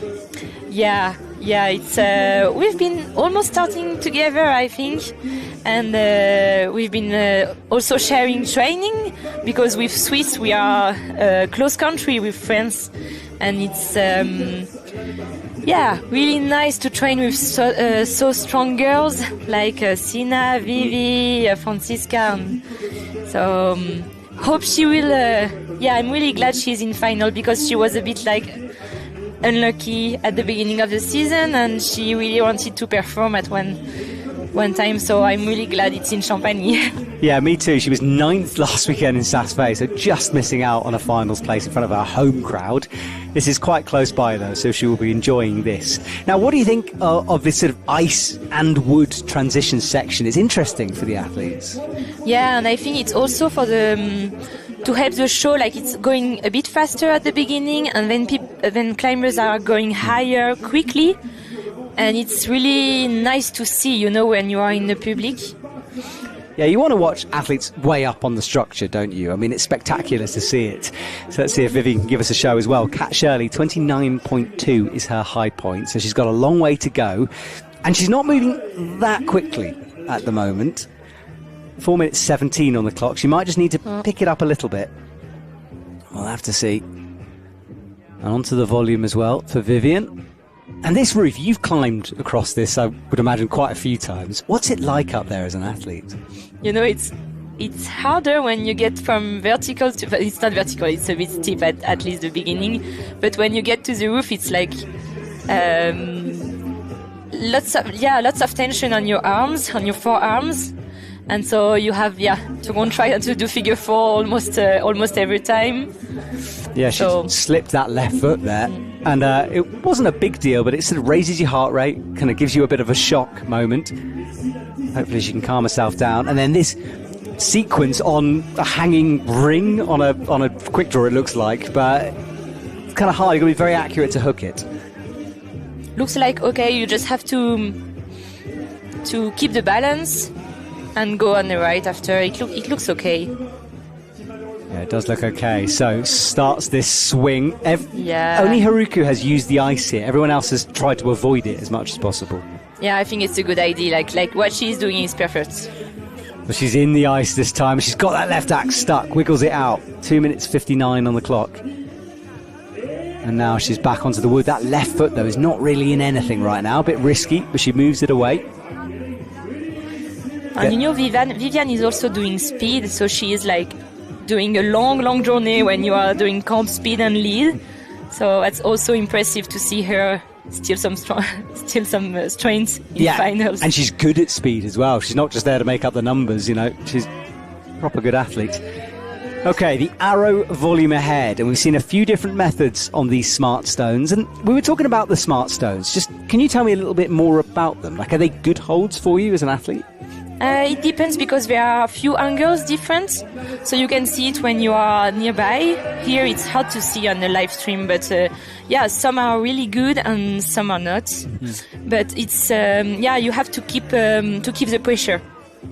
Yeah, well, she's doing this well. She looks round the corner. Now this is what Kat did, and she's cutting loose. That is a wild move from Vivian, and this release is difficult as well. So ignoring that left smart stone. Mm-hmm.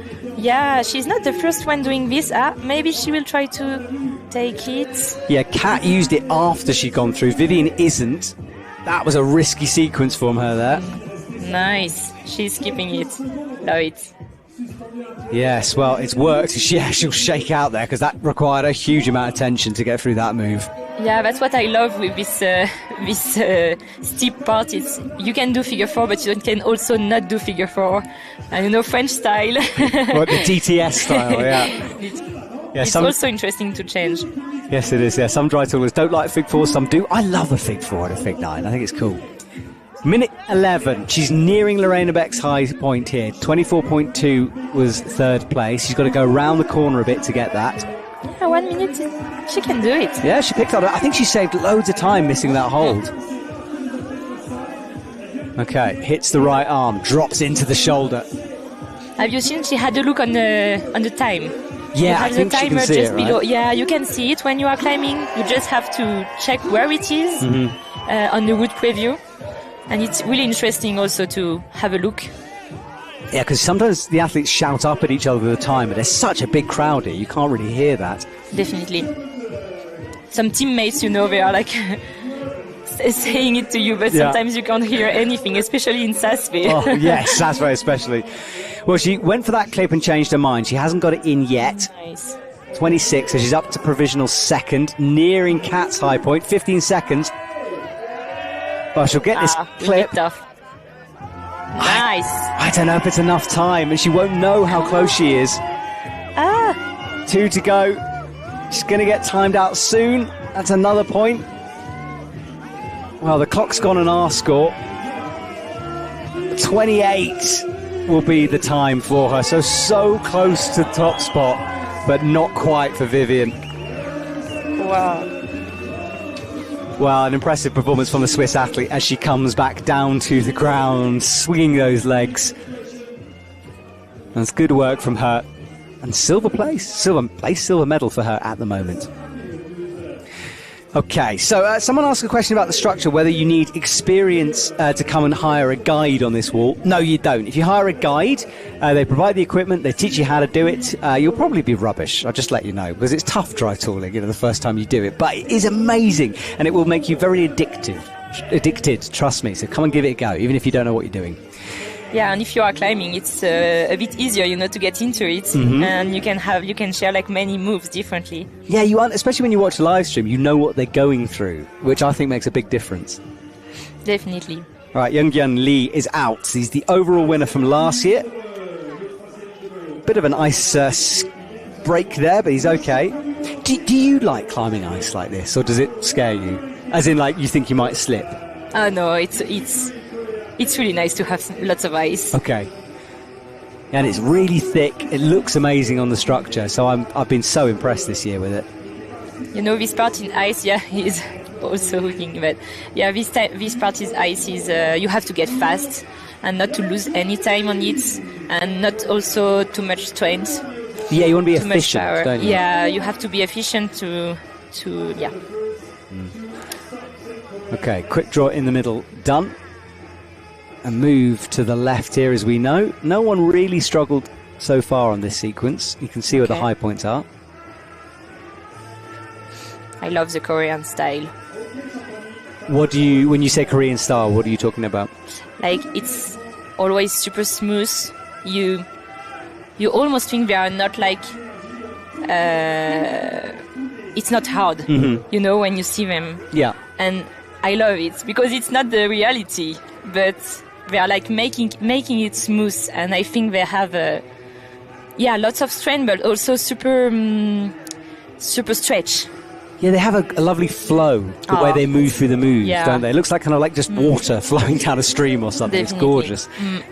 Jan Havel's asking about whether the athletes can know the routes before. Well, they have 6 minutes, I think, to observe the route. We don't film that section, but it's before we go live. So all they've done is stand on the ground and look up, which it amazes me how you guys remember all the holds on the wall. I couldn't. I think it's the part I love the most. Really? Yeah, you have like 8 minutes and you have to remember. Yeah, or 6, or it depends. Yeah.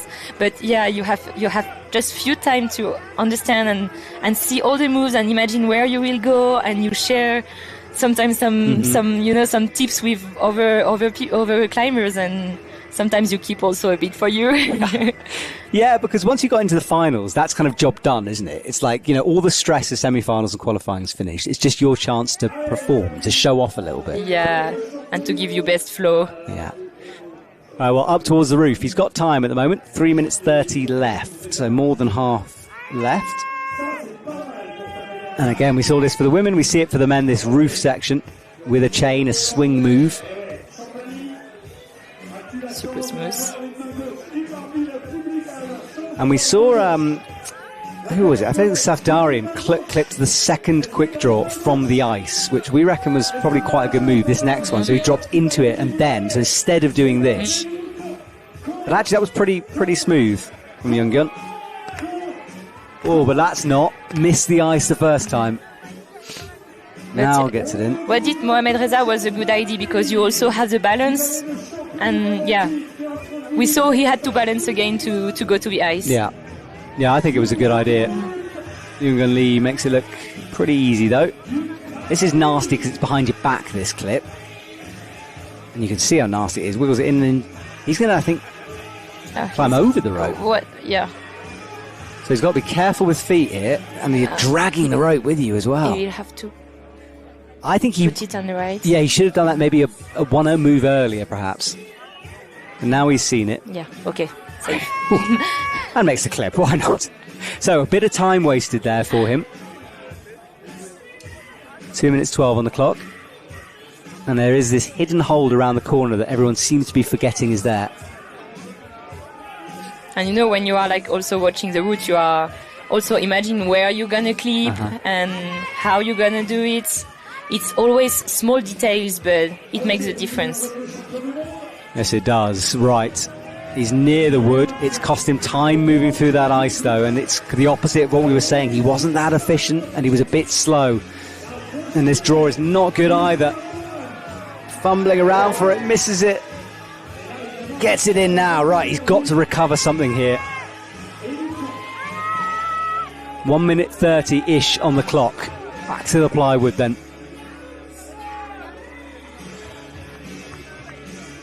And now he starts to traverse up and left. Yeah, it's metal holes here. You have just a very small place to put the tool. It's tiny, isn't it? You can just see the very tip. You have to keep the pressure with like foot a bit high, and you know, with the abs, it's really interesting. Yeah, he's hanging. And you cannot do figure four on this move. No, you can't. There's nothing to hold on to, is there? But he's trying to shake out, but can't really get a shake. Less than a minute now for him. And everyone has fallen in the next couple of moves. And this part of the wall is really painful for all the body. Just because of the amount of sort of tension you've got going on there. It's 45 degrees, huh? 40 or 45, something like that. Yeah, and you've already done so much climbing before you can even get there. So, 22. He's nearing the top spot now with one more move, but it's a big one all the way up and high. Not far from the high point. No, he's close. Oh, that's a big ping, though. The crowd know it as well. They're encouraging him. But that will not give him that much confidence. That's better. Wraps the metal ball. Nice. That's joint. Smart move. Yeah, I think it's first place for him now. 4 seconds. He's going to get timed out, but he is our current leader. And he keeps going. Couple more moves, and that might be absolutely vital for Young-Gun Lee. But he is the number one climber at the moment, with 5 gone and 3 to go for the men. Whew, and a big deep breath there from him. So, Marion, is this your local wall for you? Where in France are you based? Yeah, I'm based in Grenoble, so it's not far from. It's like 1 hour 45 minutes. So we are training a lot in Champagny, and especially now I'm really excited because there is a new wall. You see it for the first time here. And with pregnancy, I didn't have the opportunity to climb it so much. But I had the French championship at 4 months here. So yes, I noticed you were climbing deep into pregnancy. It was amazing. Right, Wushen underway. Yeah, and I want to ask you more about this, mainly if you're going to come back, so you can think about that. But Wushen is underway. Now, this lady, we talk about what happened in Korea a lot, but I'm going to do it one more time because I think she was the favourite for everyone in Korea. Got to a stopper move, couldn't do it. Wasn't going to come to Europe and do the World Cups, but decided after that, you know what, I want a bit of revenge, and now she's here, back in finals. It's a good story, and I like watching her climb. I'm really glad she's here because she's one of the queen of ice climbing, you know, and I was really surprised about this move in Korea because she's so good at swing and stuff, and I think it was maybe a special movement, and it's nice also to see this on the sport. Like, even if you are super strong as her, you can lose some time and don't do one move, you know. And it makes the sport so interesting. Yeah, it does. We want to see our legends win, of course, but it's nice occasionally when they don't, you know, and you have that, it mixes things up for everyone. But maybe that's just a commentator in me, but I quite like it anyway. But she's so strong, and I hope she will make a really good fight today to be happy about it, you know. Yeah, she'll have to. Kat still out in front with 29.2 and a lot of climbing to go here for Shin as she pulls up. She's recently opened what we think is the biggest gym, certainly in Korea, maybe in Asia. It's a bouldering wall, which is perhaps why she's not or didn't think she was on top shape. Opening a business. She's going very fast, I think, at the beginning. One of the fastest. I think she's recognised that this is a long route, and also that the hard bit's at the end, not at the beginning. So she'll be trying to avoid the pump, get into it as quickly as possible. Ooh, slips the left foot, though, and the right. It's wet down there as well, which is a bit softer wood, maybe. Suddenly not looking so comfortable, but I think upside down she'll be back to her usual self here. when she's on the roof, you know, she feels like Yeah, home. on your sofa, you know, same position. So I'm doing something very different on my sofa. It usually involves chilling out watching Netflix. So, yeah, well, fair play, Shin. Right, now this odd swing move. You can see how it's been rigged by the setters. Got to get a bit of momentum. And then find the right axe placement. She will do the same as the others. Good idea. Wow, that's perfect, huh? Yeah. Oh, no, it's not. Wow. Huge. As you said that, she had a huge slip. Luckily, the left axe was proper in. Ooh. The commentator cursed there, Marion. Sorry. No, it's fine. You can do it as much as you want. That was a big moment for Shin, but she's okay now. Gets this quick draw in, and she's got so much time, you're right. Real quick climbing from her. Up into the banana hold now.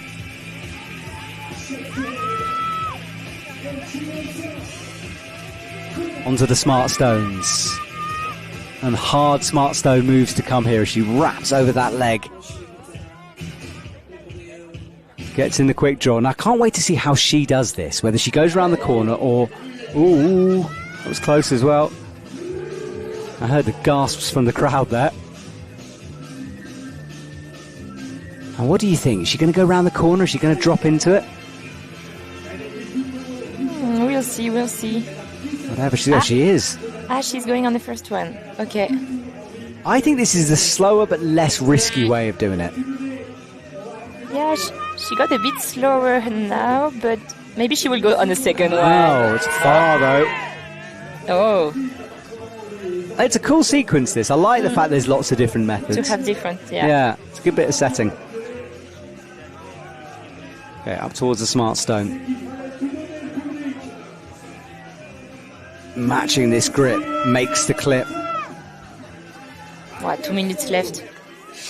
We will have a great show. Yes, it's going to be. She's given herself so much time. It's perfect from her. So I'm expecting a podium place. It just depends where here. And there's 2 other athletes to go after her, of course. That's not so accurate. Now it's in.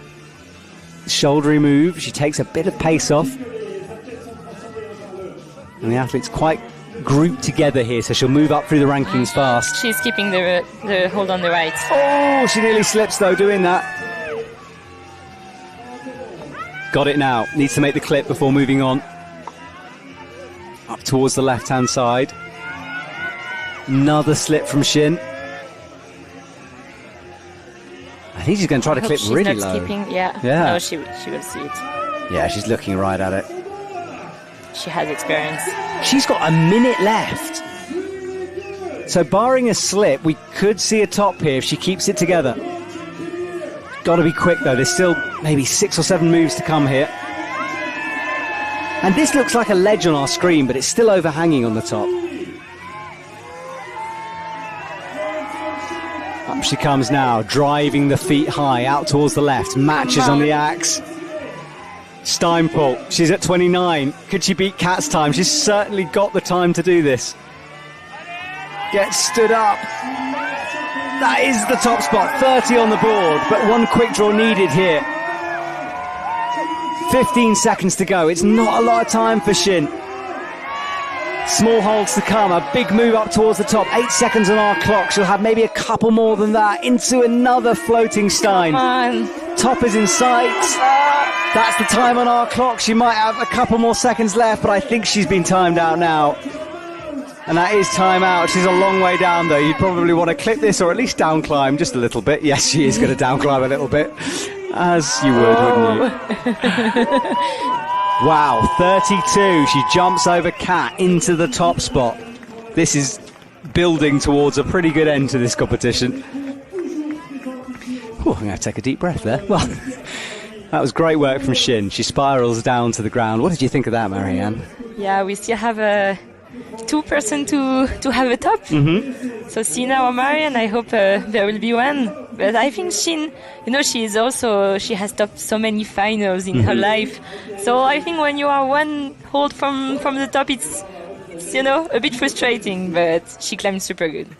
Exactly that, right. So next, Benjamin Bossard, the tall Swiss climber. And another one, we'd always expect to see him in podiums. You know, not podiums, finals.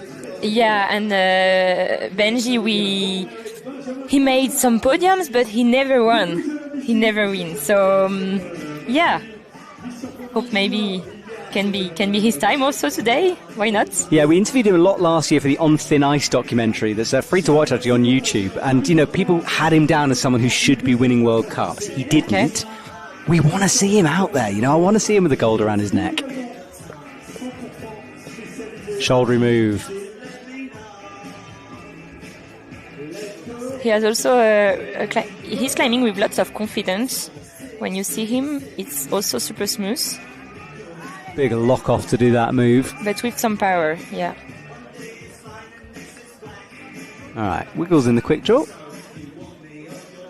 As we know, technical moves through here. They spend a lot of time sort of not going very fast, just lots of minute movements. And that hole gets better as you get stood up into it. He's good at those big undercling moves, very powerful. Yeah. He's efficient on this start. Yeah. Right, good way to get into it, you know.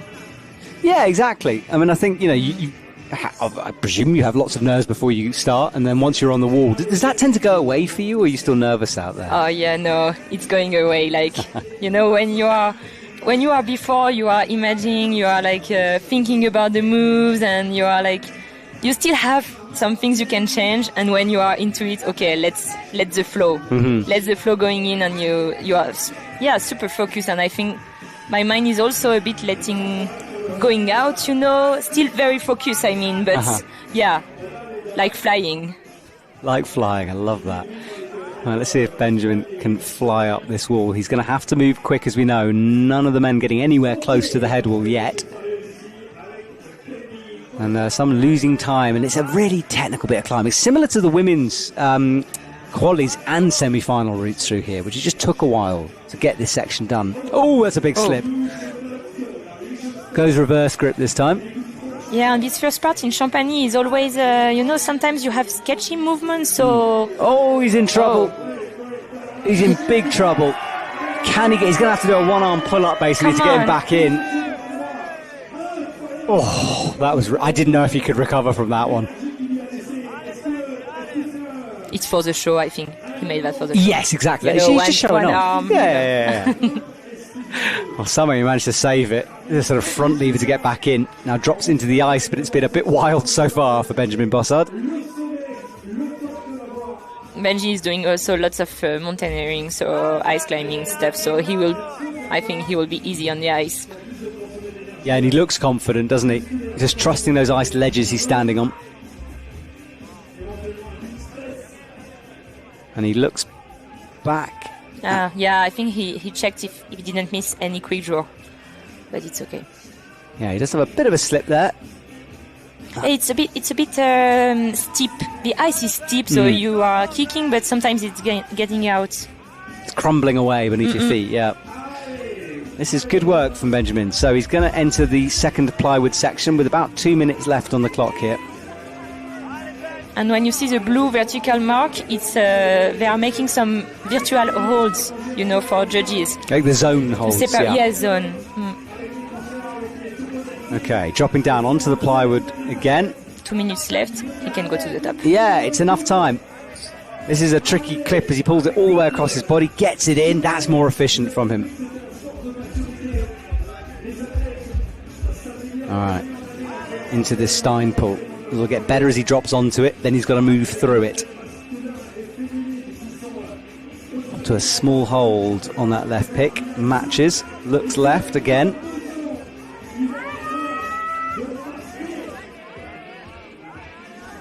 Oh, but loses his feet. That was a big slip from him. Yeah, and this hold is not good at all, so lucky to save that, and it cost him a bit of time as well, but he just needs to get to 23 to get into the lead. And we know he's good at these lock-off moves, stretching above his head. He's tall as well. And look at that left axe shaking. At any moment it might ping.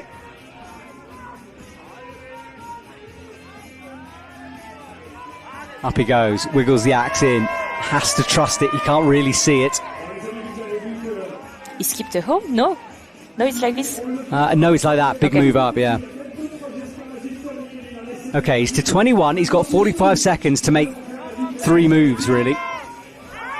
But this quick draw is awkward. We've seen quite a few struggle, and another big move under here. This is where Young popped off with the left axe for a moment.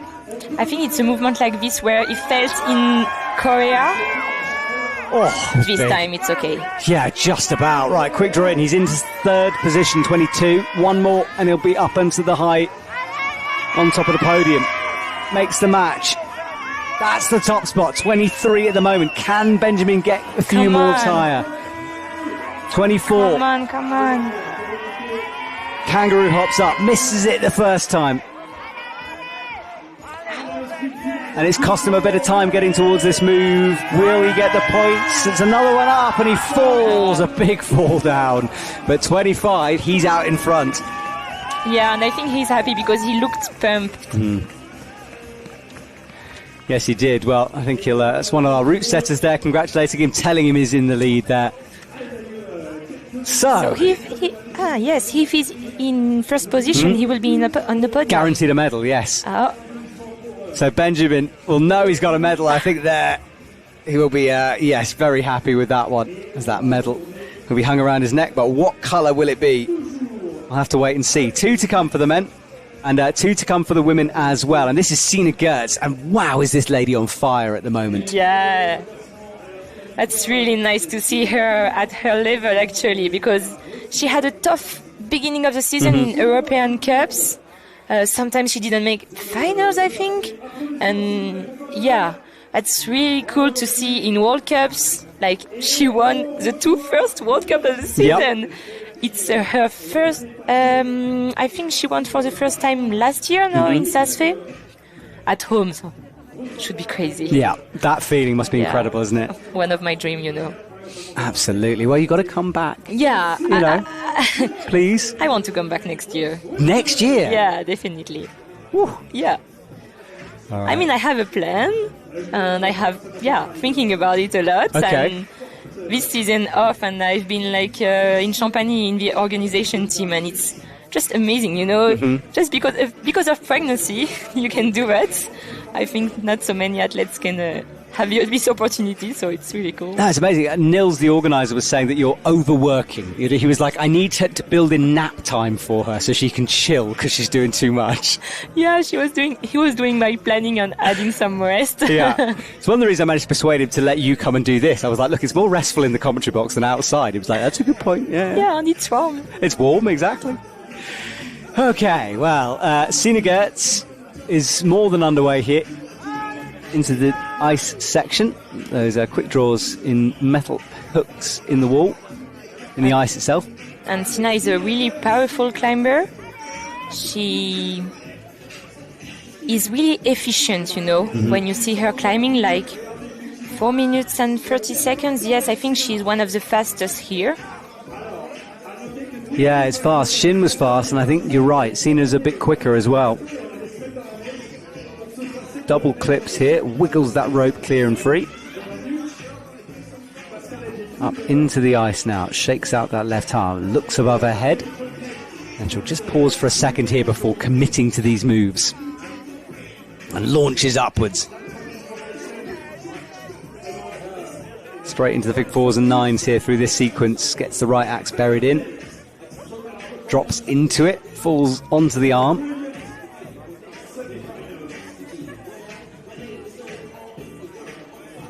Oh, and just stretches in. Right, now this move, we've seen Shin nearly fall out of it, but most athletes have made it look okay here.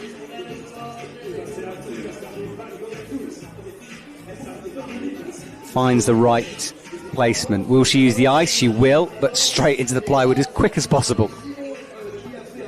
Easy. I think she had 3 minutes left here. Now it's 3 minutes and 30 seconds, so 30 seconds fastest. So could she beat Shin's time? Sina Gertz, can she beat the legend? Which would be a brilliant story, wouldn't it? You know, the young athlete coming through. Oh, I could feel the story I'm going to write about this. It's going to be amazing. All right. Another leg over the top as she eyes up these smart stones. Wiggles the axe in. Remember, granite holds here, and there's usually a sweet spot on them. So you've got to know the hold. You've got to recognise it. Into the groove with the left axe. Looks around the corner. I wouldn't be surprised if she does the move around the corner here. She's a very powerful Yeah, because climber. she's a powerful climber, definitely. Yeah, and here we go. She did almost 8B plus or something on outside, climbing outside. Well, she's thought about it. Has she changed her mind here? She's having a shake, a move earlier than most people shake out here. Now goes for it. Lots of core tension as she comes over. Okay. I love how that right foot is just pressing against the volume, not kicking in, which allows her to move away from it nice and smoothly. Yeah, usually in our sport we are always kicking the both feet because we can kick everywhere. But yeah, she only push just to keep the balance, maybe. Yeah, smart climbing from her. And this is looking really good from Sina Gertz. 22. She needs 10 more points, though, to challenge Shin. And you know, Sina is always there to encourage all the Swiss team. You know, she was there yesterday in speed final. She was there, wow, watching and for the teammates. And it's really, she's a really kind climber, also a kind person. It's one of the nice things about having this extra day we've had at this competition. It allows you to do stuff like that and sleep today as well. Okay, leg Even over. if she doesn't have so much time, she's doing it. So yeah, I think she's in a very good position to overtake Shin here. And Shin was a bit wild through this section. Sina's just looking effortless up there. It's ridiculous. she's even faster. She is now shaking out. She knows she's got time, a whole minute. She's human. She's shaking a bit. Yeah, exactly. She's allowed 3 shakes. That's it. I appreciate. Yeah, exactly. All right, kicking into the wall here. This is tricky, this transition. Still steep up there. Keep an eye on the leaderboard on the left. Up to 30. Couple of moves below Shin now. Can she take her 3rd gold in a row? Come on. It's certainly going to be guaranteed a medal as she moves to silver. I think she's got to be able to do this. Surely. Big move out, though, into the Stein.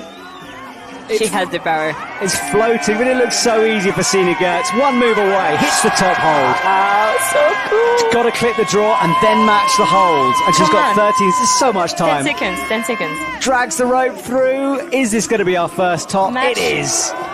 So, Sina Gertz tops out the route, the first lady to do so. Awesome stuff from her. Amazing show in this finals, huh? It's pretty good, isn't it? Olympic selectors, if you're watching, take note, please, because what a performance this is. So Sina will come down to the ground. She's guaranteed a silver medal at this stage, but she'd love it to be her 3rd gold in a row. But Marianne van der Steen will be out for the women in a minute to try to stop that unbelievable run from her. Sina Gertz, though, you've got to say, if you were putting money on her, you would. And that's Patrick, who was commentating during the speed finals yesterday with me. He's on the right of your screen. And yeah, YouTube going crazy for Sina Gertz there, hammering the, what looks like the bouquet of flower button. I didn't know that was a button. Is that an emoji? I want to press it now. Yes, it is an emoji. There we go. I've hammered it. Good work, Sina. Getting hugged by a teammate. They will share the hot spot with Benjamin. Yes, exactly. All right, Park is out now. Park stabbed himself in the leg yesterday during speed. Oh, no. Yeah. No. He was on the table. I thought he was getting stitches on the table in the athletes area, but apparently, according to his teammates, he wasn't. But hopefully he's all right anyway. Anyway, won't let him stop him. He's ready to go, gets the nod, and here we go. Penultimate male athlete out. Park is on the wall. You know, Park, for me, he's a legend. You know, when I started ice climbing in competition, he was there winning so many World Cups. Always with a style a bit, with a flow, but also a bit aggressive and taking lots of risks, as I remember. He was rocking some pretty impressive dance moves in the Sasfe party as well, so he was enjoying the circuit. Right, away from the ice now. And that was good, just putting the thumb on the axe on the thumb. People are saying he's the king. Yes, he's certainly one of those, isn't he?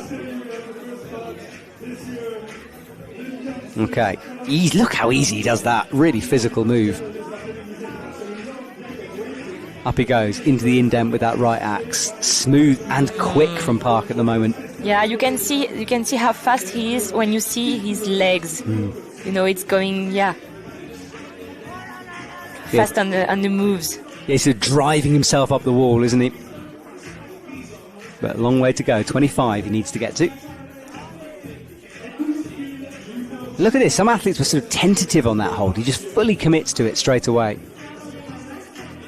Willis was saying, though, a lot of these are Korean-made holds, so he might be quite familiar with them.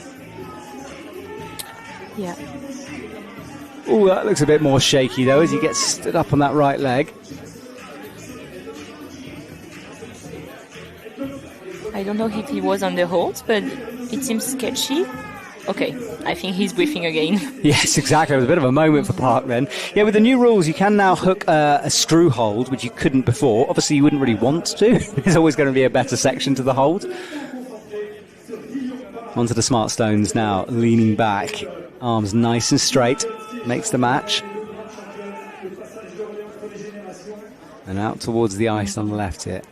And that's also where you see experienced climber, you can see he was getting fast and then slow when it's a bit sketchy and then up, going fast again. And I think it's also it needs lots of experience to do that. Yeah, I think you're really right with that, Marianne. And it's knowing, as you said, when to accelerate, when to be careful. And you'd think he'd try to do this next section quite quickly because it's upside out. He's super stretched. Yeah, that was a big splits move, wasn't it? I winced then. We've seen he's in a bit of trouble, isn't he? Reverse grip as well. It's a bit risky, huh? Okay. Yeah. Okay. Spins around. It's very unstable on that chain, though. And he misses the ice once, misses it twice. Now he gets it. And he will do what his teammate did, which is clip from the ice. You know, Korean people are really good at... I hope he will not skip. It's like he reminded himself, wasn't it? Like, oh. Okay, good work from Park. Starts going left. He's doing the same thing as his teammates also with the rope. Yeah, mirror images, isn't it? But will he flick it around? He does do it one move earlier. I think he's going to anyway. Yes, that's smart, I think. Means you don't have to fight against it when you're traversing. 2 minutes and a half. I think Benji has 2 minutes when he gets on the wood. High left foot as he sits down onto it.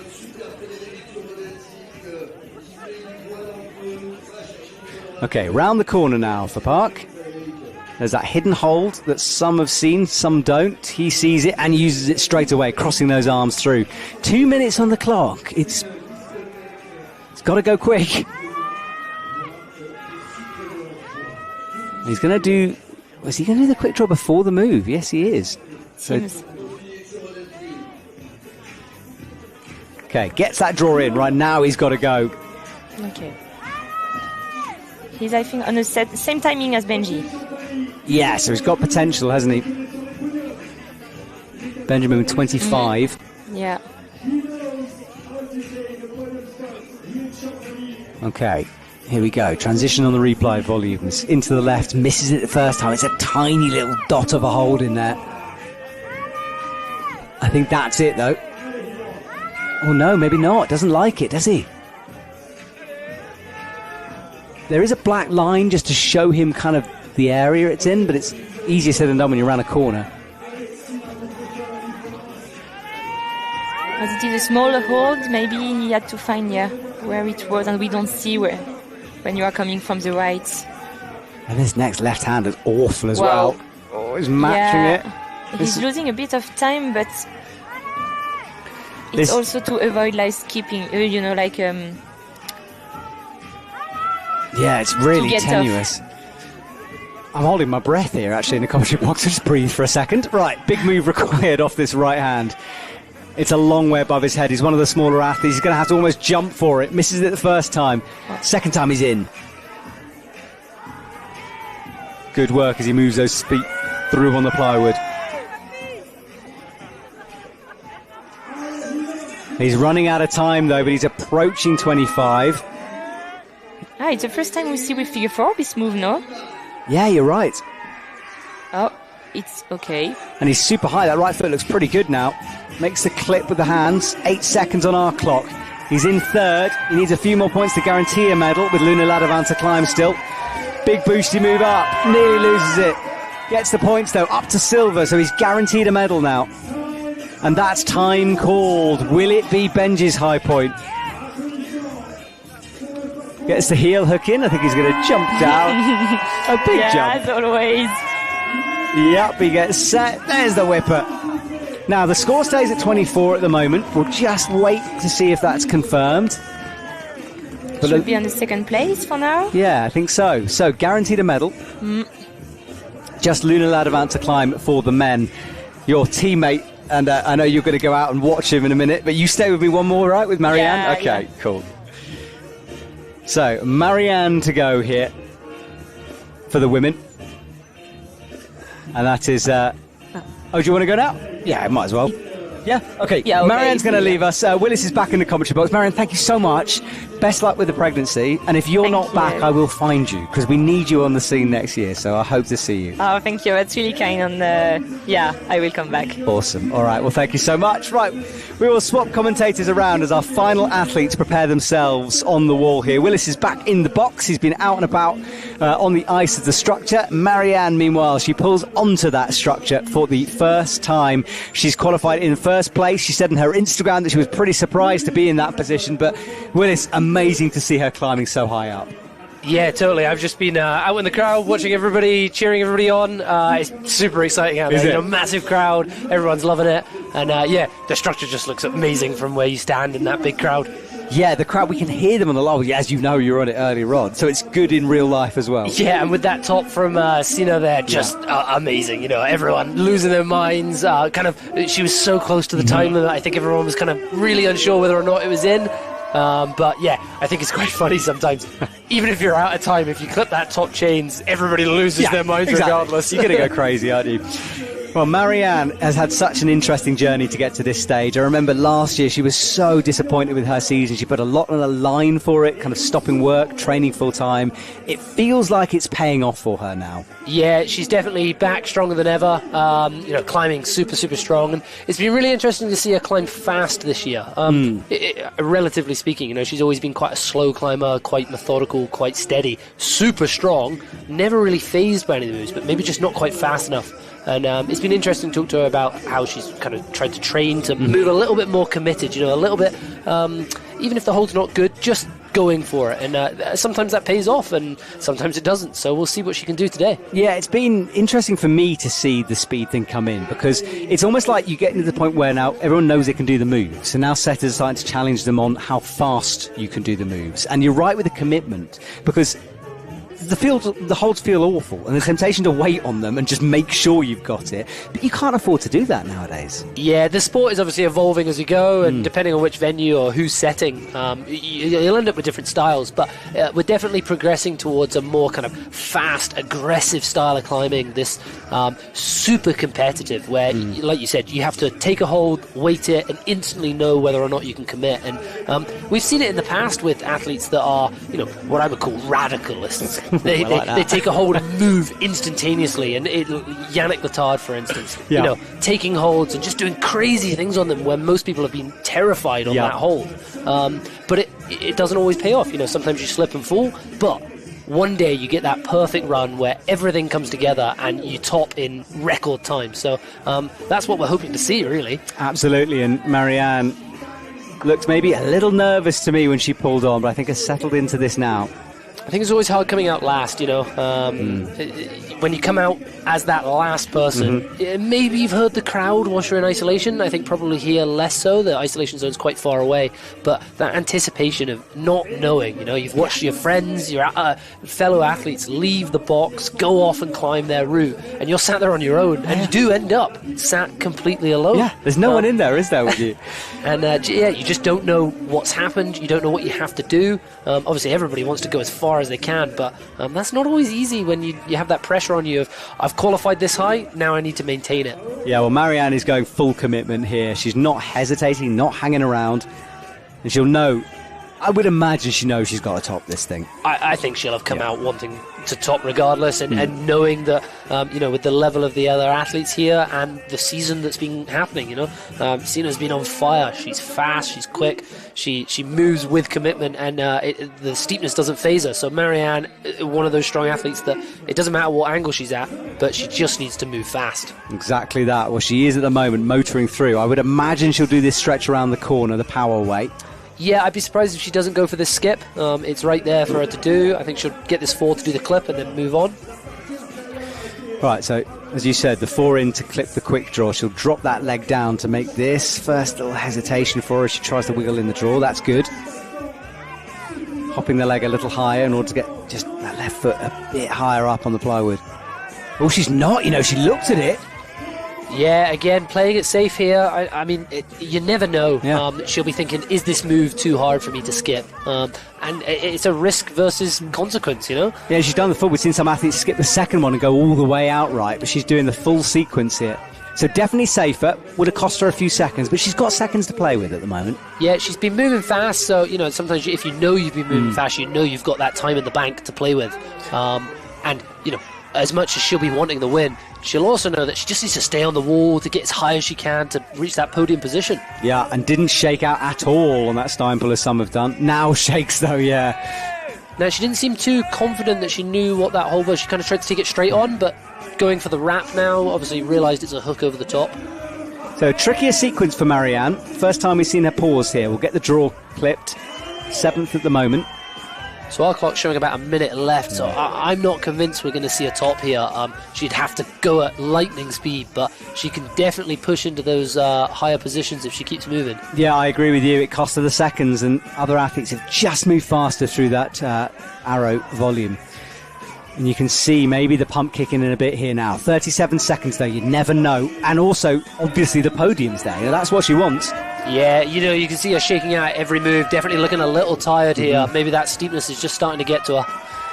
6th with 25 now. And it's crazy, she won't know what position she's in, she won't know how many holds she has to go for. And with these last few seconds, every single hold is worth so much right now. Yeah, she'll keep on climbing here. 5th, I think she might be below a podium though. Vivian's 4th is 28.2, which is quite a way away. She hasn't clipped this draw either, so won't be able to move too much further without it. Gets it in now. No, she doesn't. It's awkward. So Marianne, it's not going to be the fairy tale ending for her, but what a position she got herself into this finals in. I think that is time called as she drops back down. So 28, which means Sina Gertz will take 3 in a row. Oh, is she unbeatable this year? Could it be the clean sweep of the season? I'm going to start hyping that one. I mean, if anybody can do it, it's definitely her. Yeah. I mean, she's climbed so unbelievably well, but also just at such pace. I have no doubt all of these athletes, we've seen them up on the head wall, all looking like they have the juice to finish the route, but they're just out of time. Sina just destroying it every time. So it's great to see. Oh, it's brilliant. Well, I'm going to be hyping the clean sweep in every VT I do now, every interview. But Luna Ladevin is on stage. Now, this French crowd, if you think they've been loud before, you wait, because this is our highest placing French athlete. He's won the comp in Saas-Fee last weekend. But the man is human, right? I mean, we've seen him fall. Like this is the guy to watch. He's exciting to watch. At the pace he will leave the ground. Just watch. When he leaves the ground, it'll be an absolute turbo pace. But the pressure he's got to be under right now. Well, that's what I was just about to say. Yeah. This is a big comp for him, He knows he needs to do well. He wants to he wants to please the crowd. He wants to have a gold medal. He wants the second one of the season. Yeah. But that does get in your head. And like you said, all these athletes, as amazing they are human, they can slip, and we've seen it happen. Yes, we have. So he's got 5 minutes 30 now to try to get to 25. No one coming close to topping this route. Benjamin Bossard might be walking away with his first ever gold medal if he can get there. Well, this is one of those horrible things. I'd love to see Luna top this route, but I'd also love to see Benji take a gold. It's win-win. It's win-win, let's be honest, unless you're the French team, and then it's not. So, Luna up into this technical series of moves. Yeah, and I think what you'll see here with Luna is there will be no hesitation. Exactly what we were just talking about, that all or nothing. He's willing to fall off one of these low down holds. Yeah. Going at this pace, because for him, if he comes second, he might as well have not competed. He wants the gold and nothing else. I said this to an athlete the other day, a medal lasts a lifetime, a slip lasts till the next comp. You might as well just go for it at this stage. Yeah, definitely. And here, home turf, your own structure, the local, he'll know everybody that's in the crowd. He'll recognise those voices, and he'll just be pushing as hard as he can. And he's so quick through the techie bit, which we've seen a lot of people take their time, and he doesn't. Yeah, all or nothing. Yeah. If he slips there, he doesn't care. He just wants to go for it. And the pace he is putting down now, I definitely think it's going to be a contender for the high point. And if not, that top hold. Might be, mightn't they? We'd love to see the top of the wall and the potential apparent dyno that's at the top of it. And a lot of people have been saying that's very mean to stick a dyno at the top. I mean, if it gets the crowd roaring, no one will care if he makes it or not. I want to see it. I remember in Edmonton, the dyno at the World Champs at the very top of the wall. That was a wild one. Yeah, that last move. And the reality is, these dynos might not be that hard, but when you're at the top of that wall, the pump is, you're out of your mind, screaming from pump. And then you've got the crowd, and the time is about to go, and you just have to go. It's going to be exciting if he can get there. Let's hope he can. Yes, let's hope. He's got to be quick. This is where it could be lost here, is this ice section. He was super smooth through the roof. Can he be silky smooth on the ice, making the moves out left? Now, I think he's got, give or take, about a minute ahead of everybody else that's got here. Wow. Which is pretty impressive. So that really goes to show the commitment that he's climbing with here. Absolutely no prisoners. Yeah, he's got a game plan. He's sticking with it. He moves into the second of the ice zones here. One more quick draw to go on the ice, and he'll try to get it done as fast as possible. Jan Havel is saying he's quick. Yes, he is quick. RE says he's flying. Yep, he is. And I expect him to just take the pace off in a minute a little bit. Yeah, this section is definitely absorbing some time for all the athletes. It was interesting being down in the crowd. You can really see them grimace as they pull this rope to clip the straw. Even here, you can see Luna being like, right, I need to get the slack out. I need to get the straw so that I can get onto that wall. And it just takes time. The clock is ticking and you're not going anywhere. No, exactly. So he pulls it around the corner, but it was smooth from him, one of the smoothest we've seen, and loses his feet as he comes across, deliberately loses his feet. Kicks in, avoiding the bolt. Now, I think the one thing we will see here with Luna is he will know this structure better than anyone. It's his home turf. He'll know exactly how hard he needs to pull, which holds work on this angle. So he should be comfortable. If you can ever be comfortable on 45 degrees overhanging terrain. Yeah, he'll have pushed himself in training in exactly the same kind of scenario. So, yeah. This is the moment he has trained for. So if he can keep it together here, get this drawing easy and keep moving, I definitely think we're going to see the gold position. Park matched this hold. Luna doesn't, but it's a risky way to do it. Straining, reverse grip now, big stretch up. Points on the board as he moves up into 7th with 21. 2 minutes on the clock as well. And you can just hear that crowd getting louder and louder. They know, don't they? They know he's got it now if he cannot fall, but this is a nasty rope drag. Oh, gosh, I got my hands on my head. He can't get it in. Now he can. Come on, Luna. Oh, it's just cost him. No, he drops it. That's time he's not getting back. Come on, Luna. Luna. To get moving. Now it's in. That will frustrate him for sure. But hang on a second. Let's just calm down, because he's only got 3 holds and he's got a gold medal, so he's got more than enough. He doesn't know, I know. I mean, in theory, this is all in the bag. Yes. He can keep it together. It should be done and dusted, but for the first time we see Luna hesitate. And there, this hole, which has given nobody else bother, starts to cause him issues. And it looks like he's going for it as a stand. He's going the wrong way around, isn't he? Oh my goodness. Oh, are we seeing the panic here? I think we are. He's still only in 6th. The thing is, once he gets this hold, the pace will increase again, but he needs to... No, he's not! Oh, how has he said? He's on the draw, I think. Oh, I think he's on the draw. He is on the draw.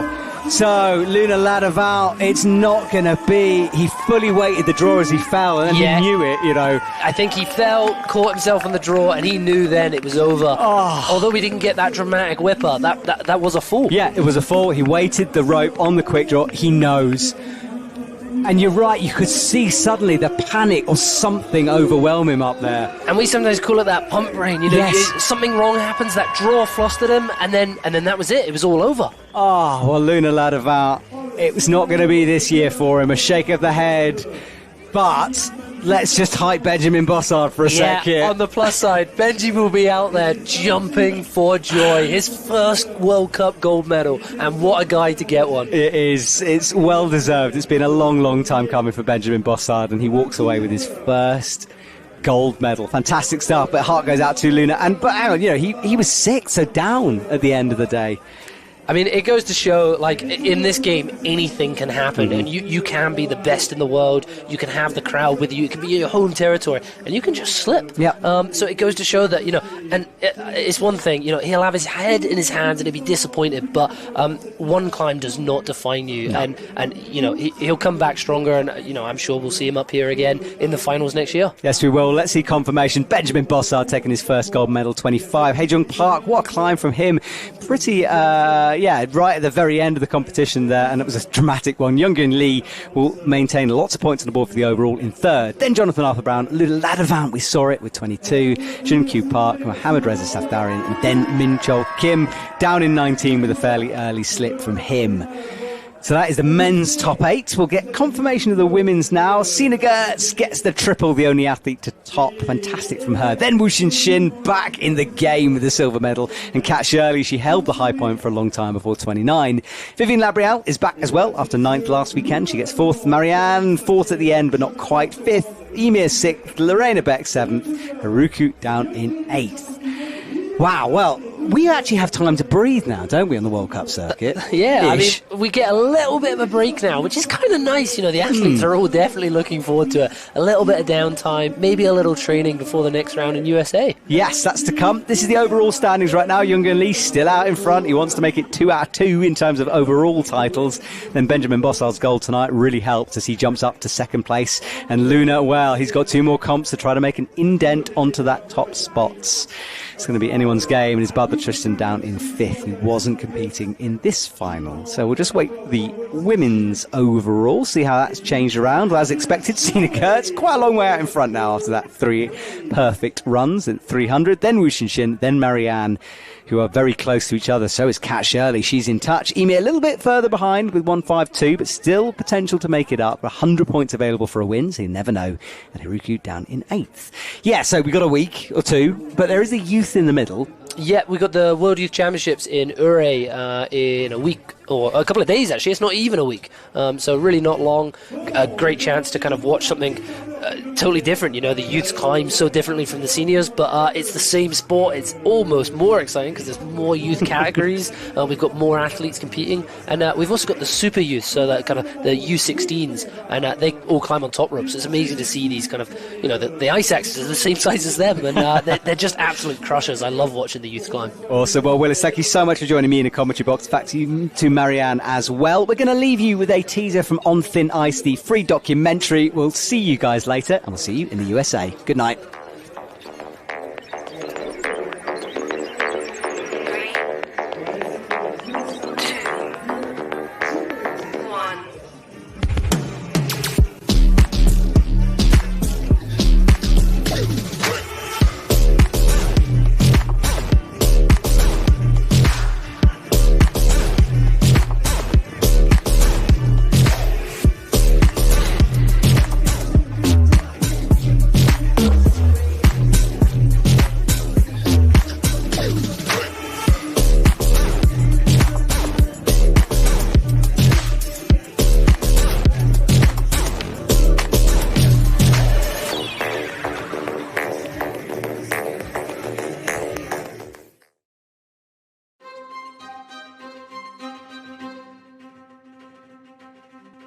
The sport of competitive ice climbing, fundamentally, is sport climbing with deadly weapons. I don't know, there's something about it that makes us keep coming back. It's a sport. Sport's brutal. The whole point in sport is that someone wins and someone loses. Oh, she's in real trouble here. Look at the effort on her face. Shaking. Hits it and misses. If you can win the lottery and how lucky you can be to win the lottery, I had exactly the opposite this week. That's going to be gold. What a moment. Again, using it to shot. Oh, my goodness. I should. No! My fingers weren't crossed hard enough. I had my very, very first podium place on the World Cup.